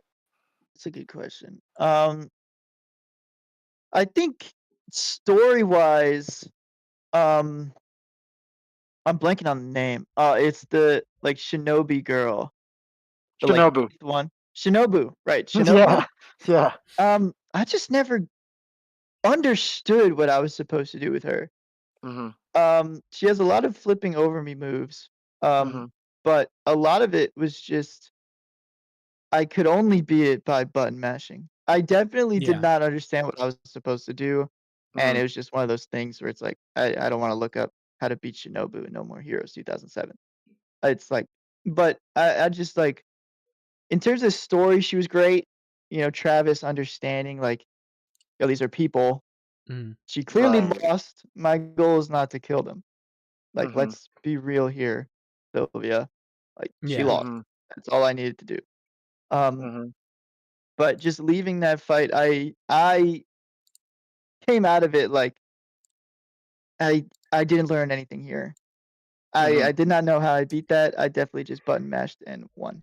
Yeah. So I think it's That's fair. something you can get away with it being Mhm. like the second to first like boss. Mhm. Mhm. Like it's early enough where you can get away with button mashing because it's the second to first second boss. Yeah, exactly. Right. Right. But Exactly. yeah. Willis, do you have a least favorite from the roster? Do you Ooh, remember? that's tough. I'd probably be the same with Marco, Speedbuster, because I remember I liked the cutscene that starts that one, and then I found myself very just frustrated with the fight. Again, I didn't have a lot of patience back then. A lot of what you talk about with like beating it on the hard mode and stuff, that was not my style when I was younger. It was just beat it once and I was done. Yep. And as a teenager, I loved No More Heroes for its like insanity, but I definitely found that fight just kind of annoying, and then I was kind of like, oh, whatever. I mean, it's funny story wise, it has the big no, but I don't know. I just kind of ended up falling to the side for that one in the end. Yeah. I think that's a fair one, without a doubt. Mhm. Mhm. It's such a classic, though. I hope Yeah. Suda51 keeps making crazy ass games. I have not played Romeo's a Dead Man, but I've heard it's quite good. Which was their It's most recent title. I heard it is a good, not return to form, but it is just a good, Suda-esque game. Yeah. And that's all that matters. That's all that matters is that it's weird, and that's what matters. So, Hey, we take those. We take those. Yeah. yep, Nothing but I can do nothing but sing that game's praises. It We got was to excellent. play the really other good. ones Yeah, now, or at least Oh, two. yeah. really? I'm very curious to see how you feel about the subsequent games. Totally. You know. That was a good one.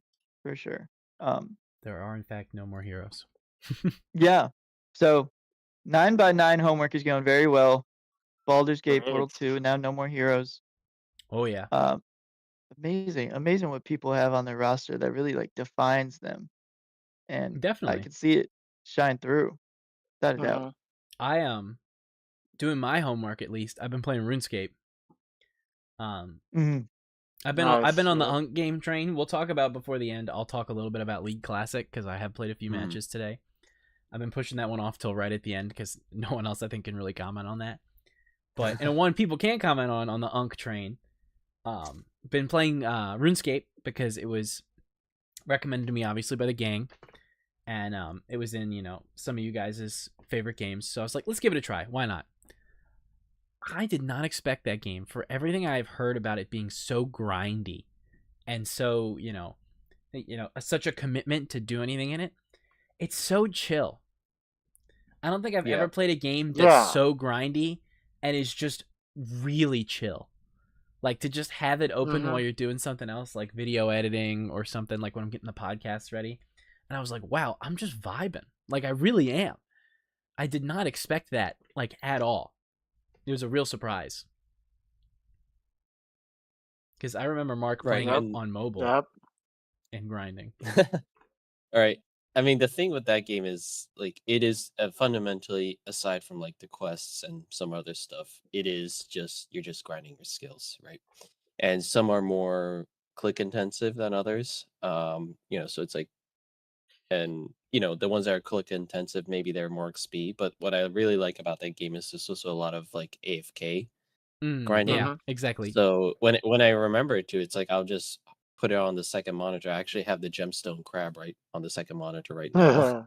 But like other stuff, it's like, yeah, you just keep it there. I remember earlier this week or last week, I just kept it on there and I was doing my work and I'll just click once every 10 minutes to move my character to where the crab went, and that's it, And I mean, then I know some people listen to it and like, what are you doing in the game exactly? Well, you do the grinding like while you're doing other stuff. Then you can do the content that's like more like the bosses and quests that then to get you the it cool requires armor your and everything. attention.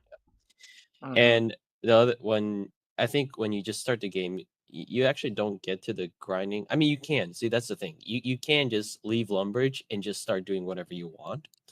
But a lot of early stuff, you want to probably knock out some of the early quests because they have unlocks, and the quests are nice. I know we talked last time that Marco doesn't read it. I do. It doesn't matter. I do think you'll appreciate the British humor of the quests. Oh, definitely. They're I had just a specific so stupid. one I was going to talk about. Oh, okay. Well, yeah. Go ahead. I was going to say, okay, this is definitely gonna make Glenn laugh too. I know his sense of humor, and you guys will laugh as well because you've played RuneScape. The shock I felt, because I just beat this quest today before I got on stream, before I realized League Classic servers were up, and I was like, oh my god, I gotta play a couple matches. When I was doing the quest for the killer, that is a parody of Scream, very early on. I remember. I did that. I should say I love Scream. That's one of my favorite horror films. I love Scream, really great. When you walk up to that barrel, and it starts a cutscene, I was like, there's cutscenes in RuneScape? There are cutscenes in RuneScape. I had no fucking idea that there were cutscenes in RuneScape.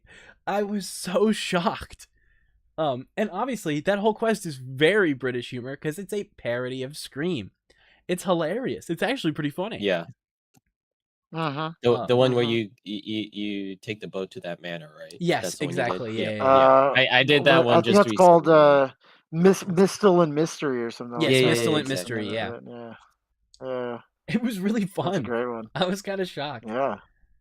But I think that's like the quintessential RuneScape quest. You walk around, you click some stuff, you find a little thing here and there, and then you're done and you get some rewards, and then you go back to grinding something so you can do the next one. Actually, that's a good point because I don't think we emphasized it enough initially. When we say RuneScape is an MMO and it has quote unquote quests, you think, okay, kill 10 boars for their ears, and it takes like 30 boars to do, and it's just non-consequential, right? You kill X mobs, you go somewhere else, deliver this, kill more mobs. In RuneScape, it's different. It in terms of number, there's a lot of quests. There's like I don't know how much, Marco, but the number of quests, there's a lot. But I think mean, there's 184, something like right. that. So 184 quests. 184 quests, right? But then when you compare it to like another MMO, in terms of raw quest number, it's probably not a lot, right? World of Warcraft probably has thousands of quests, right? But those quests are kill X mobs or kill this kill elite 8 boar enemy or collect the flowers and deliver, right? In RuneScape, some quests are shorter than others, but they're all like handcrafted and it's like a story, Yes. And I think that's why, and some quests is really annoying, Oh, but they're all, none of them are like a repeat of one another. They truly are like a quest in the name of like what a quest is, not kill 10 boars. It is a quest. You're taking a quest, you're doing this thing, you're uncovering a mystery, or you have to fight the big bad, and you have to prepare for it and do various things. So that's one thing that's really nice about RuneScape. It's all its quests are like very handcrafted. There's a story to tell, and it's all of them are really unique. And even though some are shorter than others, they're all different from each other. That's right. Yep. Yeah, I like that about true. those quests in RuneScape. They're very unique. Yep. Yeah, the one you just did. It's a whole. They had a whole set piece of the manor. It's a lot of interactions, a lot of puzzle solving, and that's what the quests are like. And some of them are really short, like the bull one Marco was talking about. That one doesn't take very long. Yeah. But then there's others that are like, holy moly, this is a nightmare. Yeah. Right. Yeah, that's why, Willis, I told you one of the add-ons you really need to get is the quest helper. Oh yeah. Oh my gosh, it makes such a difference. Because I'm telling you, there are some quests that if you were to just do the quest based on the information that the NPCs are giving you or the clues within the game, you would never figure it out. And it's not an insult to your intelligence, but it's just like, how the actual fuck am I supposed to know where to go based on this limited information? I agree. So I'll just give you an example. There is a quest, it's a members quest called it's called Wanted. And in this quest, you are helping a group of knights hunt down this wanted criminal who is like an evil sorcerer who is very skilled in magic and he's very skilled in teleporting. So you get a hint as to where he is, and every time you get close, he's not there, but you have an orb that you have to use in the area where he could possibly be for him to show up. And every time you find him, he'll show up, he'll knock you out, and he will disappear completely. And then you have to go and find him, and the entire map is a possible location for him to be hiding in. So it's not a region, it's not one town, it's the whole map is a possible place for him to be hiding. And they're just like, yeah, you got to go find him, dude. Oh my goodness. So yeah. Wait, so does the quest helper just tell you where to go, or the quest helper will straight up just go here. He's over here. But again, it's because of the quest helper I even knew where to go, because I assure you, I even like was looking through the dialogue and I was like, how if I didn't have this, I would be so fucked. I would be so fucked. So yeah, that's a crazy one. And then just really briefly, there's another quest with the same group of knights that is called the recruitment drive. It's where you join them as like an official member. And to do it, there are several tests that you need to do in various difficulty, and they're all puzzles.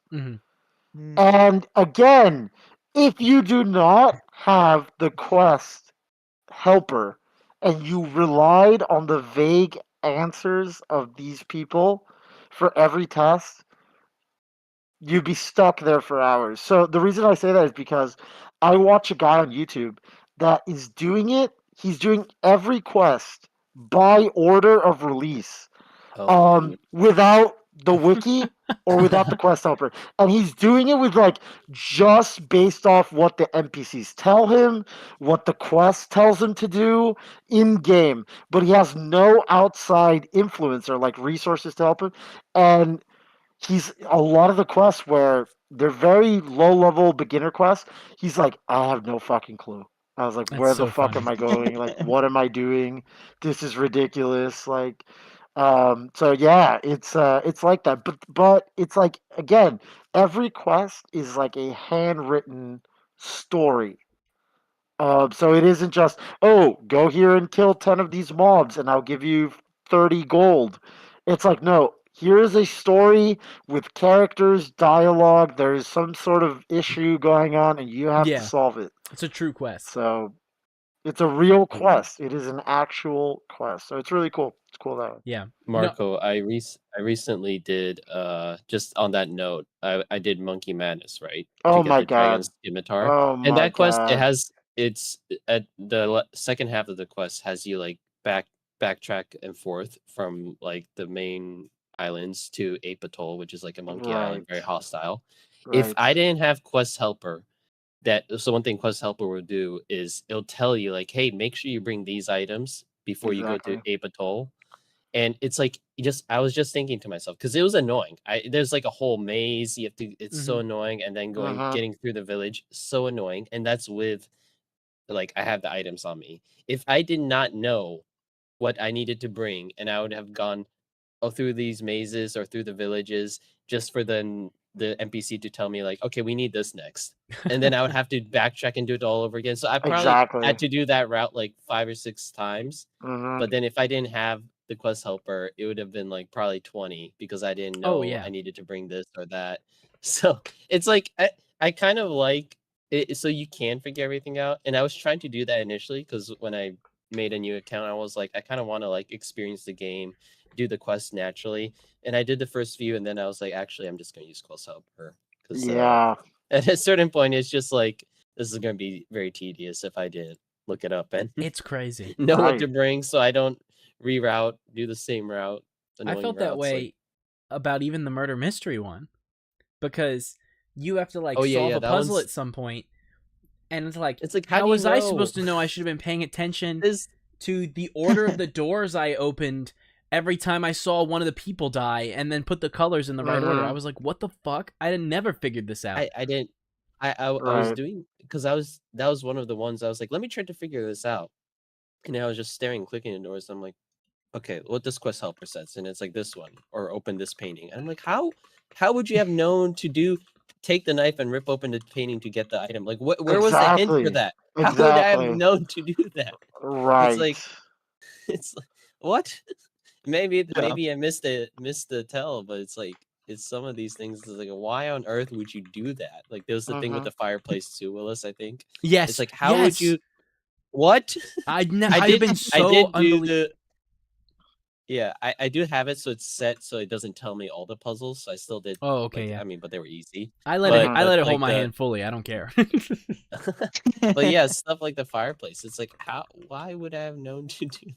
Exactly. That's what I'm telling you. There's like a level of jank to RuneScape, which is very charming, but at the same time, it does not have some of the modern, like, hey, this is where you go. Like, here, let this thing guide you on a trail where you walk towards your next objective, and there's a big exclamation point over the person.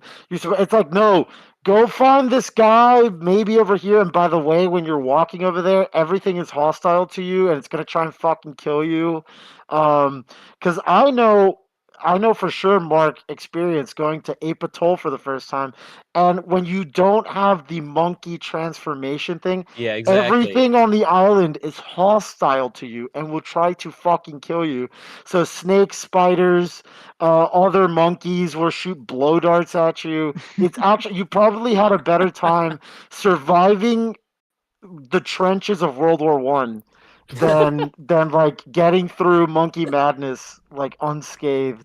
That's true. The first time around. So Yeah, the quests are fun like that though, where it's just like Yeah. go into this wilderness where everything's trying to kill you, so you can talk to one guy and then run all the way back to go get something. I didn't even mention that. I would have probably died too. This was me with max prayer. I had the anti-poison. I had food. I was ready, Right. and I thought it was annoying. So I'm just imagining like, oh my god, if I didn't know anything, I would have like, I not forget like rerouting, like going back multiple times. I would have died in the process. I would Exactly. have like Yeah, and then you got to multiple get your of how many stuff times I and would have. everything. It's like, Right. Oh, I didn't even. That's true. Yeah, I forgot. You lose your items in RuneScape. However, I will say they did Yeah. add a more friendly version now where there's like a Grim Reaper kind of thing, yeah, and all your items go there, and you just pay him and you pick up your items. Back then, It it used to was be.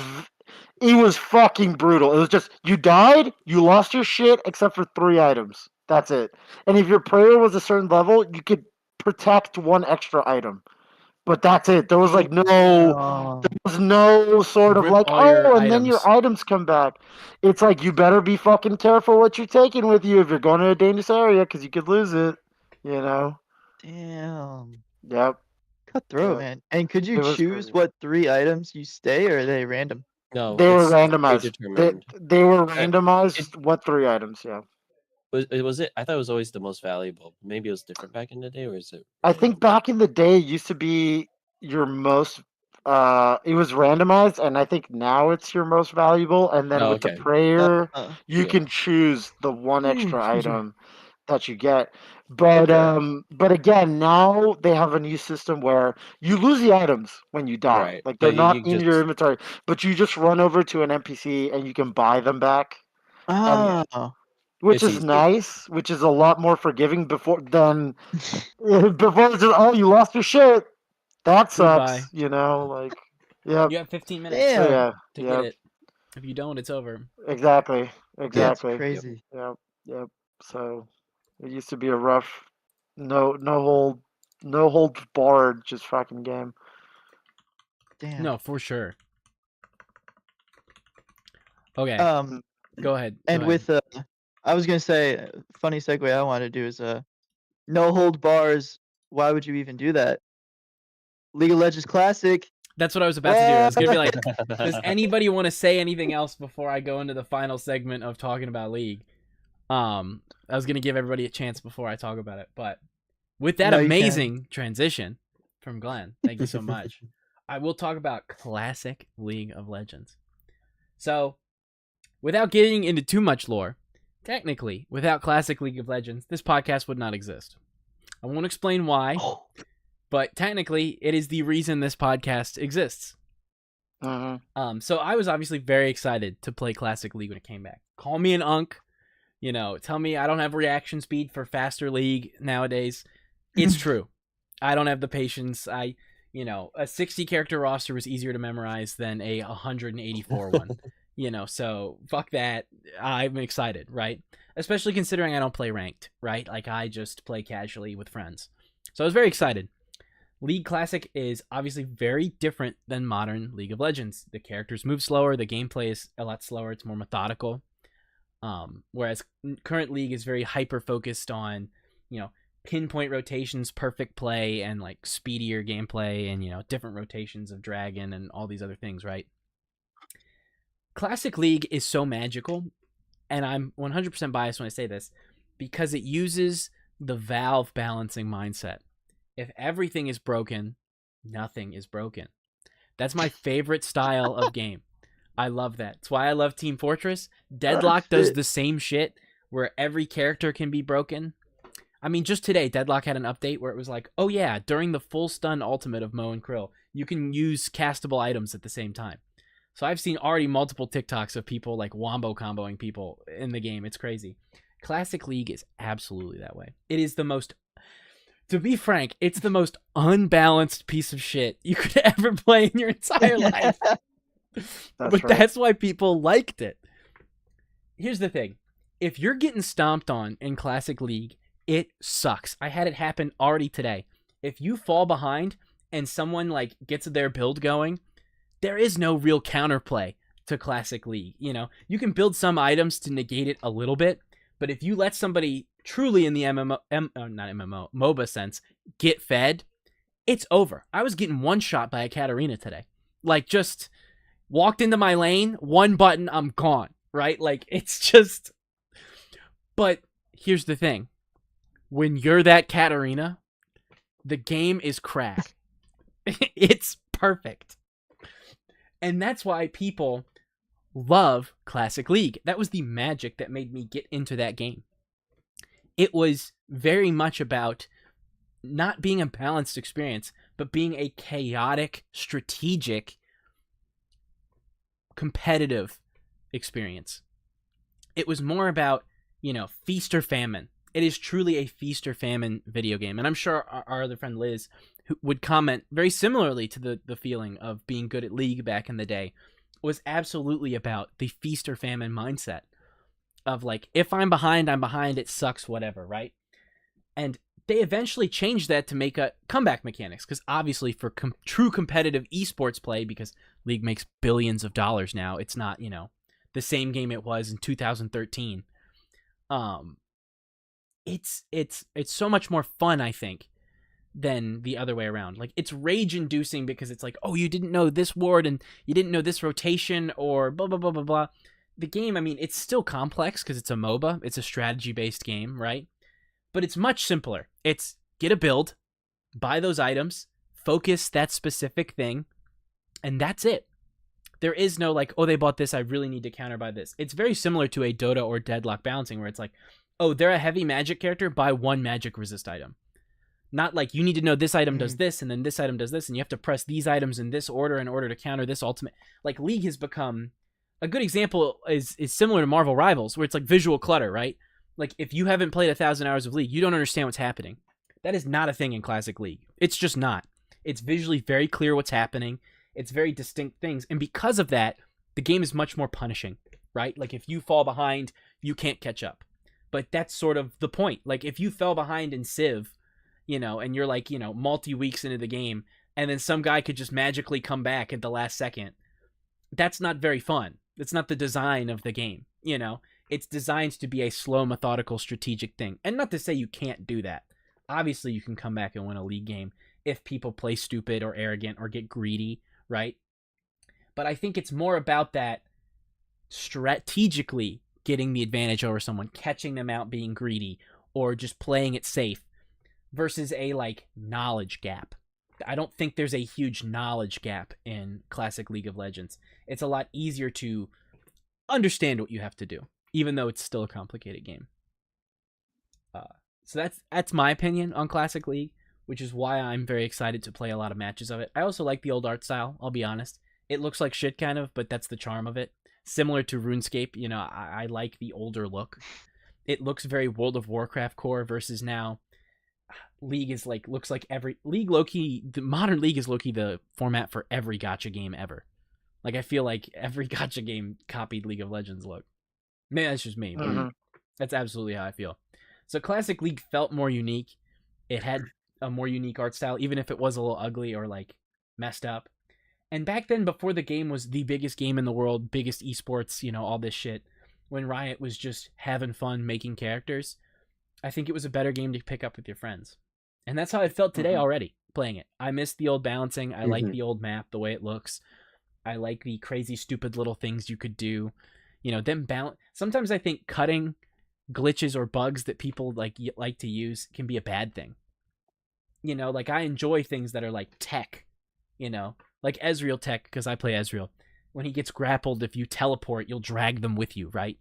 So I get grappled, I drag you into the team fight, right? I like stuff like that. Obviously, it's not good for esports play, so they get rid of it in Modern League. But I miss stuff like that. It would be like if TF2 removed rocket jumping because it made the competitive scene bad. It would ruin what makes it magical to me. And that's, I guess, competitively speaking, or at least my thoughts in general on why I like the old balance patches. Will it be successful? I don't know, because League is very different than a World of Warcraft or RuneScape.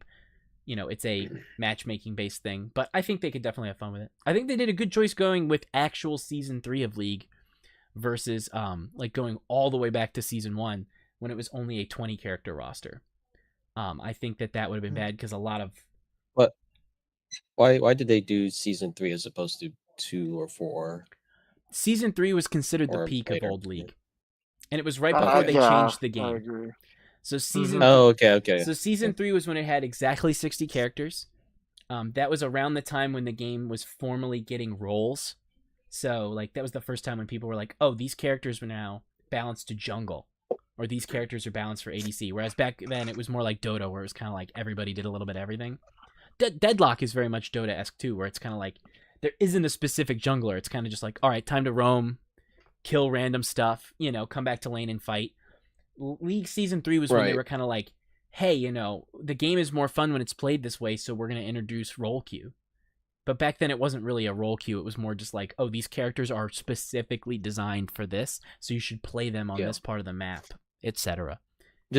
Just for context, so like when was Jinx added? Because that's when I started. What season was that? Pretty late. Jinx was much later 2015, than 2014. right.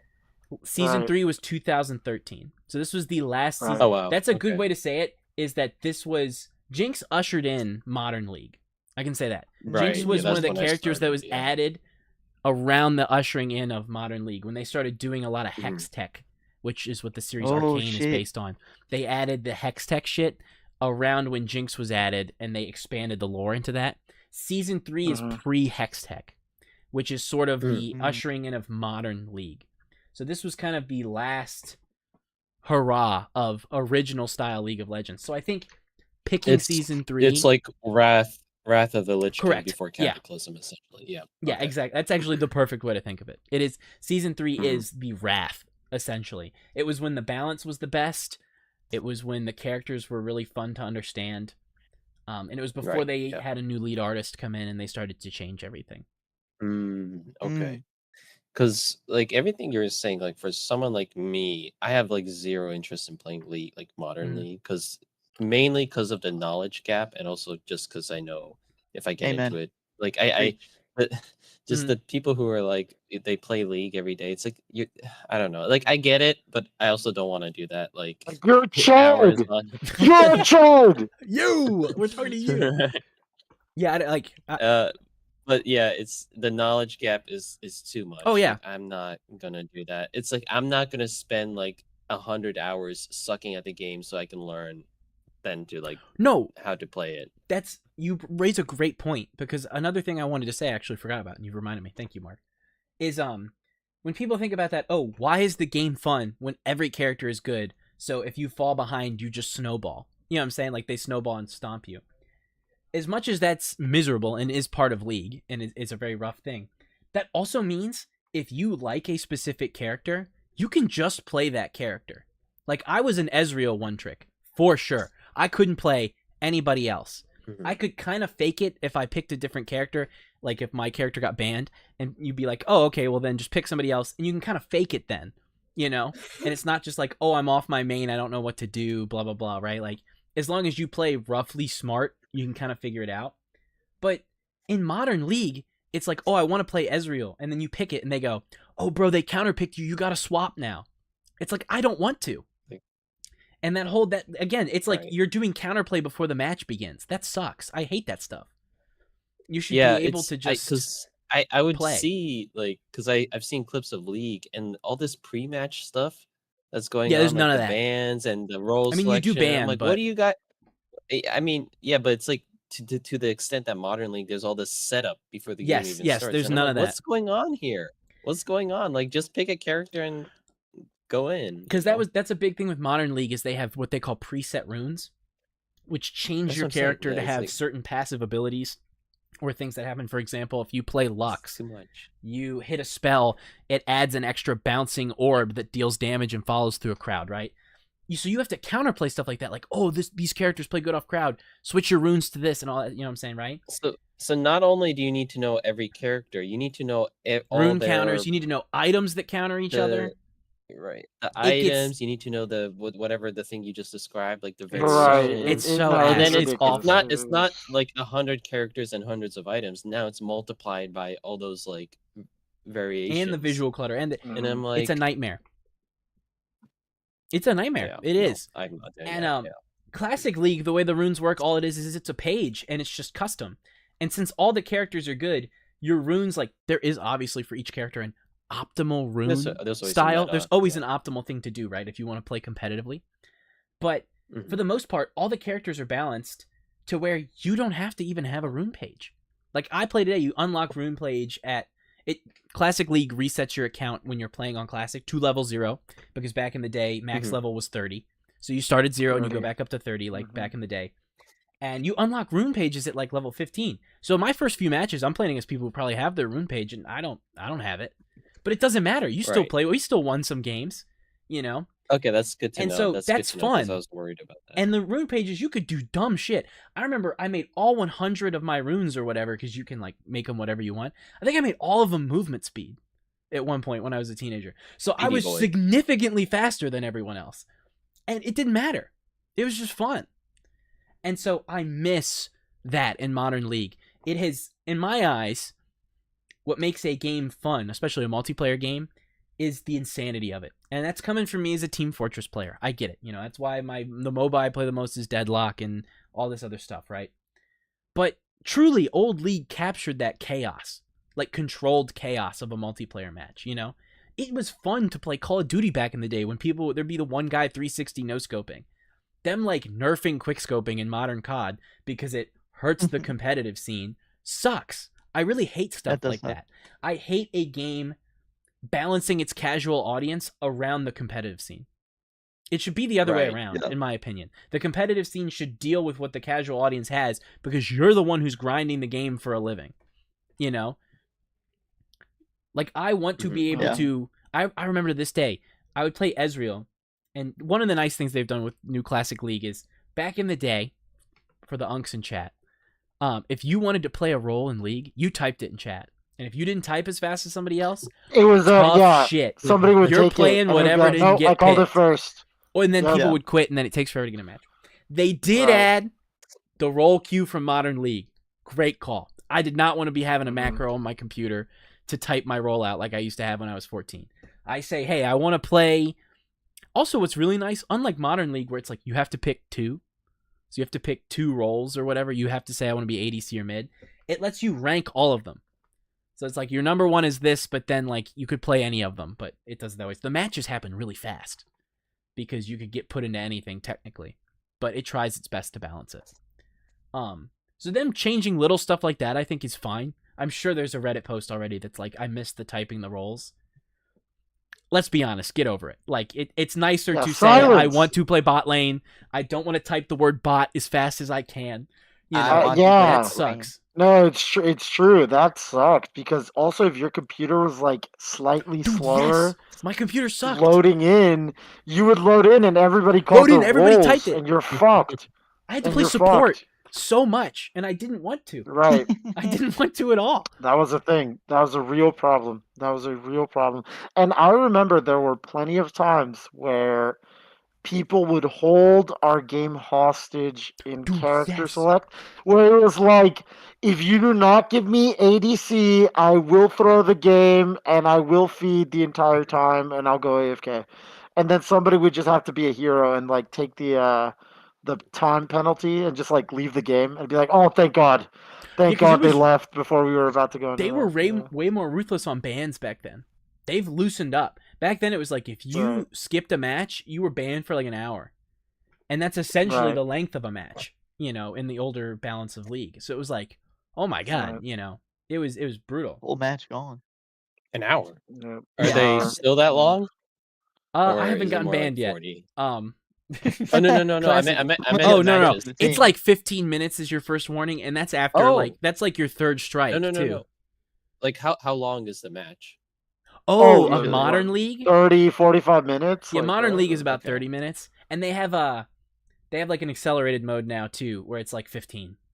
So you can play a Modern League match pretty fast. My classic match I played earlier was about 40 minutes, so it is a little longer than Modern League matches. 40 minutes. That's what I remember though. That they would take 40 minutes. Well, yeah, because if you think about it, you know, surrender at 20 was usually the halfway point for That was how they old designed League. it. Yeah.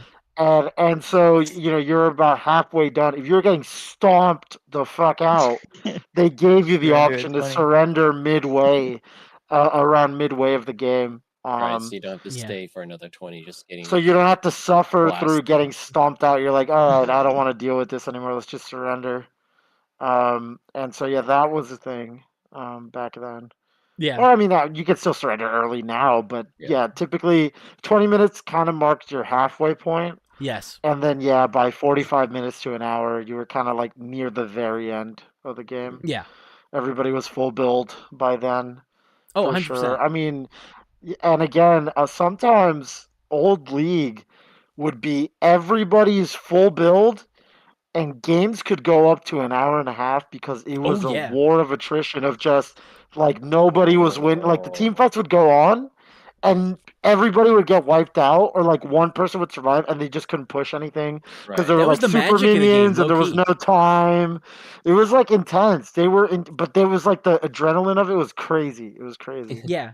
It is a bit long though nowadays. I don't know if. Nowadays, it's like, an unk take. Unk status. It is an unk take of the shorter attention. You don't want to play 2 straight hours of this shit.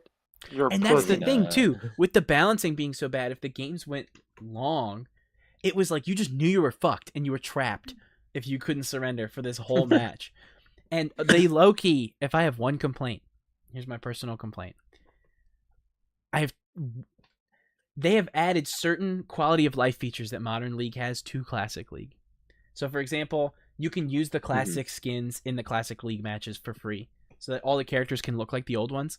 If you bought modern skins, you can use them. I think it looks a little wonky because they're like cel shaded and super pretty against this old ass background, but some people still do it. Right. Your $100 RE skin, you want to flex it. Yeah, I get it. Right.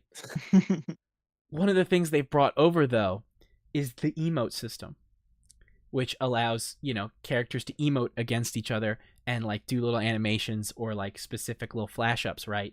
That enemy players can do to each other to taunt, right? Classic League is already so toxic because of the slow pace. I had this happen to me today. We had a Twitch that was running like just destroying everybody in the whole lobby, just running around the whole map. And he was so fast that no one could catch him. Because like I said, you can build a rune page to be whatever. So he was max movement speed. So he was zooming. And I remember at one point, I was trying to chase him down. He stopped, typed get good, and did the thumbs up emote and then ran away. You could never have done that in Classic League. Them adding that, I'm like, you've created a demon. Like, this is going to be bad. Yeah. Like, people are going to crash out really hard. That is devious. Them leaving the emote system in, I was like, oh, you shouldn't have done this. It's going to be bad. That's fun. It's going to be real bad. But I can imagine with Master Yi, with his ult, like running around. Oh my god. Master Yi is so good. Again, dude, just the R, time to delete the whole team. Yeah. Insane. But it's been fun. So I wanted to make. I was talking about this with you, Willis, a bit before the podcast, but sort of like a counterpoint because now we are seeing all these games. Sort of, you could argue maybe WoW started a trend with the class when they released Classic, but the resurgence of old school RuneScape and now with League Classic. Because I'm not in the League community. Who was asking for this? But I assume probably a lot of people were, right? Yeah. And when WoW was facing that similar dilemma, they initially rejected the community's calls to bring back the vanilla server. And they were like private servers, and there was clearly a lot of interest in these, right? And it was brought up at a BlizzCon where, hey, will you ever bring vanilla or vanilla WoW back? And initially they were like, no. And there was a comment, it's like, you think you do, but you don't. And I remember that. You remember that, right? And it was memed on so hard because it's like, oh, they're out of touch. They don't understand. I don't think they're wrong, though. That's my hot take. I don't think Blizzard was wrong. Now, obviously, Classic was a huge success for them, and they should have done it. And they did. They eventually did. They eventually came around to it. But the thing with bringing back, it doesn't actually apply to old school RuneScape, but the thing with bringing back Classic League or Classic WoW is like, okay, fine, you brought it back. A lot of people come back. They're like, oh my God, the nostalgia, right? This is so great. You're playing it. And it's great for like a while, right? But at a certain point, you're kind of done, right? In WoW, everyone came back. You did all the quests you remember you did as a kid. You got to level 60. You do the raids, and then what? Well, okay, so then Blizzard had to figure out, okay, everyone's like leveled up. They did everything now, right? So now what? It's been 2 years. Everyone had a blast, but how do you like keep this going, right? Because it's like, so what Blizzard did.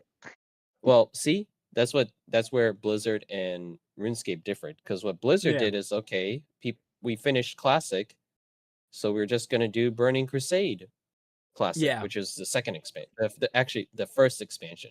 So now, okay, we're playing Burning Crusade, and that went well too because people loved Burning Crusade, so that was a blast. But then Burning Crusade is done. Okay, we're bringing back Wrath Classic. That was huge. Wrath was the peak of World of Warcraft. Oh my god. Okay, but eventually people will do the content and they'll be done, right? Oh, okay. Cataclysm Classic. Okay, what are we doing now? It's not Classic anymore. You're in Cataclysm. And now they did Mr. Pandaria Classic. At a certain point, you just went back and you're just replacing. So it's like, this is not Classic. Like, this is not what people wanted. And I think that's what Blizzard was thinking of initially. It's like, you think you do, but you don't. It's like, yeah, you think you do. You're going to play around for however long, but then eventually you're going to stop because it's like, okay, that was fun. I had my nostalgia fix. I'm going to move on now, right? And game companies that do this have to consider this seriously, which is where Old School, I think, did it really well, where, okay, fine, you guys want Old School back. Here you go. But now it's going to, when you're done, okay, how do we continue? Old School is now developing in a separate trajectory based on community feedback. There's like polling you can do, and it's not following the trajectory that they did with the modern RuneScape. Old school RuneScape is now branching out into its own thing with new content that was never added originally. And soon you're going to see the same thing with World of Warcraft, where people they're done with Classic, right? This is what Blizzard initially talked about. So now they're like, we want Classic Plus, which is like Classic, but it branches out into its own thing. And I think that's sort of what we think we're going to hear from Blizzard very soon, is what does this quote unquote Classic Plus looks like, where it's modeled more after, like, and maybe it'll be modeled more after old school RuneScape. But then that brings me back. So what would League do? Because, okay, this is great. It's a lot of fun. I might even try it. But after a couple months or a year, is it still going to be a thing? Are people still going to be playing? It's tough to say. So I think one of the things that bothers me about it is, and one of the complaints that they've had a lot about it, is focusing it around Season 3's like balance patch, essentially, by adding, how would I say it? They've essentially taken the old models and the old balancing, but applied it to the current League engine. That's how they've done this, because they don't have the old League engine. You know what I'm saying? It just doesn't exist anymore for one reason or another, right?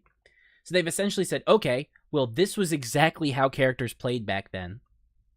So balance the characters to they do this damage, their ability does this. You know what I'm saying? You essentially just you add the old animations back in, because they have those, right? But they're essentially putting old animations onto current versions of the character, changing the skin and changing their balance, right? In order to achieve this. That means that while you are playing something that is 95% close to Classic League, there is certain things like movement tech, things people do, ways things function, that won't play exactly the same. You are essentially playing a recreation of Classic League of Legends versus actually like how when you play WoW, it's like the exact same style of server. Like the server tick's the same, all this. You have modern server tick. You know what I'm saying? Back then, League used to be like 30 FPS. That's not, it's 60 FPS. So some of the frame inputs are different and things like that. So part of me wonders, what's the point of getting so close and just not going all the way?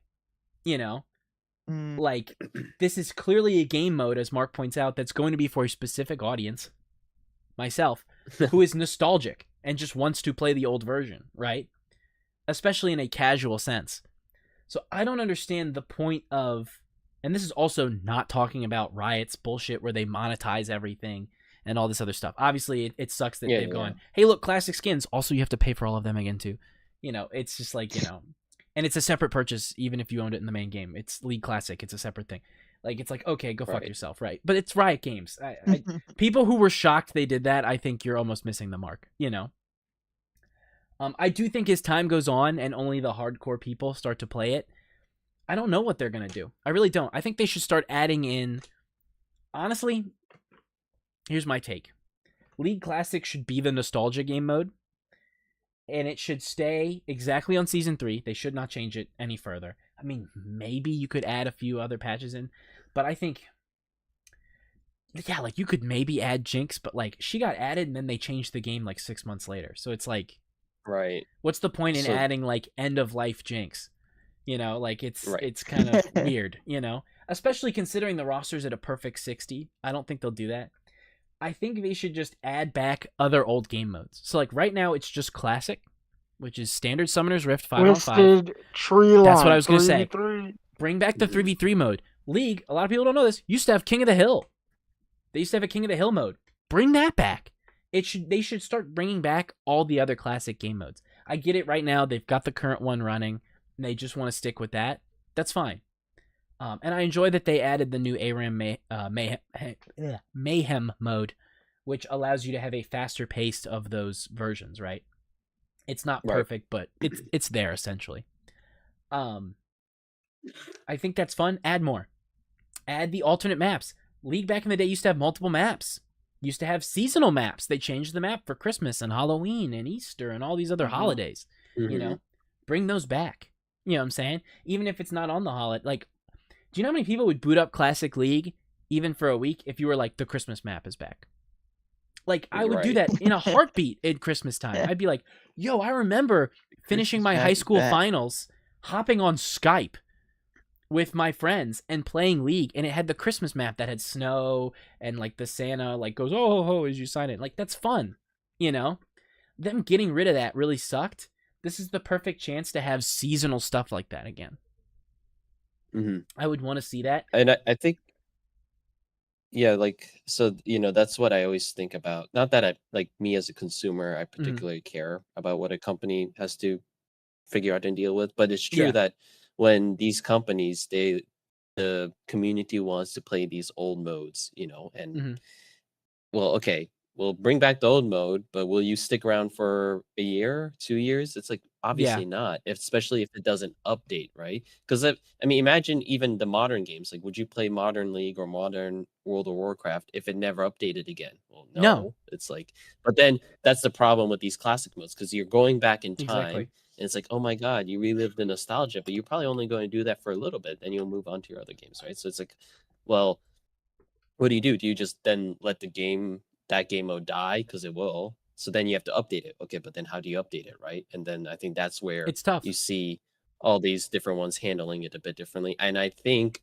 based on, I mean, probably financially, World of Warcraft did it fine, but I think most people are kind of at a point where it's like, well, what are we doing here? So it's like, okay, you managed 100%. to drag this along for a couple expansions. So now World of Warcraft is like, okay, well, maybe we gotta do what old school RuneScape did, which I think arguably is the most successful. I was showing you guys that chart earlier that it's been, and I didn't even realize this because I knew old school RuneScape has been pretty popular for a couple of years now, but within the last year it's been exploding, and it's like, in part because they brought it back, but not only that, they've updated it on its own. It's its own thing. It's supported, and obviously these are two very different games. But I'm just curious, like, you know, League Classic is back. What will this look like in a year or two? You know, will it still be around? Will it be a dead mode, or maybe, like you said, it'll. You know, there's nothing wrong with maybe because it's more of a casual intended game that people come back for casual reasons, like the seasonal events or a new that's game what mode. I think saying. that's fine too. Yeah, but that's where and I'm I think confused. it's fine. It's just one of those things. No, sorry, I didn't mean to cut you off. Just like people just come back on occasion, right? It's like, so you'll probably play for like, you know, several days or a couple weeks, but then you'll stop, right? But then it's like, oh, this new map is back or a new mode is back. It's like, oh, cool. Halloween then you map. play for a couple more days. Let's do it. I think that would work for them, and I think that probably makes the most sense for something like League And then you Classic. can use the modern Halloween skins on the holiday map, you know, which is cool, I think. Right. Again, a lot of that stuff went by the way for competitive reasons. it's like Summoner's Rift can't look different because then we get confused, right? It's like whatever. But that's also where I'm confused is I assumed League Classic would be a casual mode. Like it would just be, oh, hey, look, nostalgia. But I think their plan for an update path is to add ranked in 2 months. And I'm like, I don't understand why. Why would you have 2 ranked modes? I don't know. It would be interesting, I guess, because people want to play competitively on the old balance. But I don't know. You're going to start having people hopping from one ranked mode to the other. That's going to be interesting. That's tricky. That's tricky because that'll be interesting. I don't know about that. I don't know how I feel about that. That seems really, really weird. And again, it feels like this classic thing is just, hey, this shit is unbalanced and whatever, but it's for fun. When it's for fun, you can entertain like, I got shit on, whatever. That's the name of the game. Go next. But when you put ranked into it, well, ranked naturally, it's going to be more competitive, and you're going to end up in the same problem of, what is the build? What is the best way to be stronger, faster? You're going to have people in the classic mode practicing for ranked mode, because that's what happens in League all the time. You want to play a casual match, and then somebody's like, "No, this is my warm up, bro. Lock in," and you're like, ugh. Like, come on, dog. So it's like where do you have fun? Like, why are there always sweats? So that's that is my worry. Separate of, like, again, other things I saw, like when I booted it up, it was like classic mode, and then it was like, do you want to see our classic battle pass? I was like, okay, like, just love that. That's thanks, Riot. Thanks, Riot Games. Go fuck yourself. But like, all of that is, rough. Hey, they're not doing this out of the goodness out of their hearts. No. Riot Games, hell no, dude. Nobody ever does. They're not doing this for the community. They're dollar signs here. I can assure you, they will. It's a modern day company. They will fucking every celebrity you've ever loved. They will pull their dead bodies out of the ground and puppet them on strings for money, to be like, hey, you remember this guy? It's him. Give me your money, kind of thing. So anything that's nostalgia right now, they just know that people are yearning for, things from back then. But then again, this is a problem that exists in everything, in every form of art or media, is that. So, and I'm going to use wrestling as an example. Well, who'd have thought? As you can see. One of the things about wrestling is that if you ever wanted to meet a fan base that frankly is very opinionated and anything you ever do is wrong, anything, it's the wrestling community, like online, the internet wrestling community. Never engage with them because you're never going to get anything productive out of it. But one of their main gripes is that modern wrestling sucks. It was better when so-and-so was wrestling. They should do things like back when it was doing that. And it reminded me, because Mark just said it with WoW, where it's like, okay, you guys want the classic. Here's the classic. But then it's like, all right, where do we go from here? Here's the next part of that. And the next part of that. And then you catch up to modern time. Exactly. And then it's like, you're in this cyclical, like, Ouroboros of just. So what are you gonna do now? You're gonna do a reboot of the reboot now? WoW did do that. We went back to Burning Crusade. They did that. They went back. So everything was better 20 years ago, okay? But then when you do everything for 20 years ago, what are you gonna get 20 years from now? Right. It's what you just did from 20 years ago, and it's just like, so no one's ever gonna do anything like new. It's always just going to be this cyclical, like, oh, remember when this was good and whatever. But I think that's just a human thing, because there are fucking Sumerian tablets from like 1,000, like thousands of years ago, that are literally complaining about, oh my god, the generation is so disrespectful, and these new kids are such little shitheads. I remember back in my day, it was there. Time is a flat circle. It's a human thing. It's a human thing that our generation, when we were growing up... You're peeking the mic again. Oh, sorry. I get too emotional about this. But it's like, our generation, it's like when we were growing up, our generation was a great one. And it's this generation that's shit.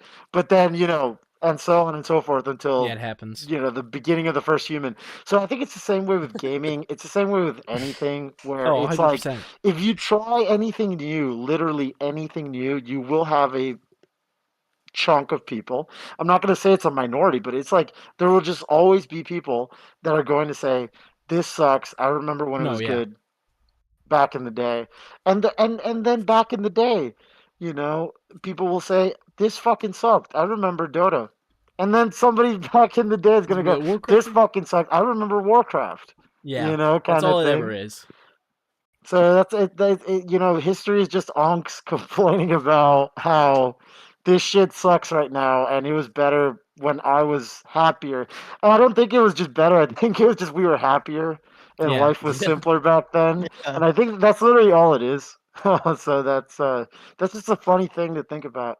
But yeah, I mean, however, that's not to say that it's not a legitimate thing to be concerned about of where do you go from here. But I Yeah. think again the old school RuneScape model is great because it went here's the nostalgia that you want that you clearly like, but instead of just regurgitating and then catching up and then you end up right where you started, it's like hey we're gonna branch out, but it takes risk, right? Because It does. that's not been done before. Everything that old school RuneScape does now has not been done before. It's a new thing. And of course, there's going to be people that are going to complain about it. And there's probably people right now going, why is there a sailing skill in old school RuneScape? I Yep, remember people are back complaining. when Yeah. it was Blah, so blah, blah, easy yeah. and there were less skills and all this bullshit. It's just, I don't know, kill them. Just start killing these people. Just execute them. I don't know what to tell you. Exactly. Hey, listen, that's a great point. I agree. Yeah. Just kill him. No. Yeah. That's obviously a joke. Legal reasons. But if you do enjoy taking risks and liking unks complaining, you should subscribe to watch more episodes of the Coffee Cast. You should take I a think we risk can- and smash that subscribe button. Smash that subscribe button, follow on Twitch. We'll leave it there, I think. That's a great wrap-up point. Leave a like on YouTube. Exactly. Share with your Yeah. friends. That always makes a huge difference, hitting that share button. So, yeah, we'll be back next Wednesday, live as per usual, around 4:30, 5:30 EST. And we'll be talking about games and complaining just like this week. So, take care, everybody. Yes. Much love. Thank you all so much. Thank you all. We will see you in the next episode. Bye. Goodbye. Bye.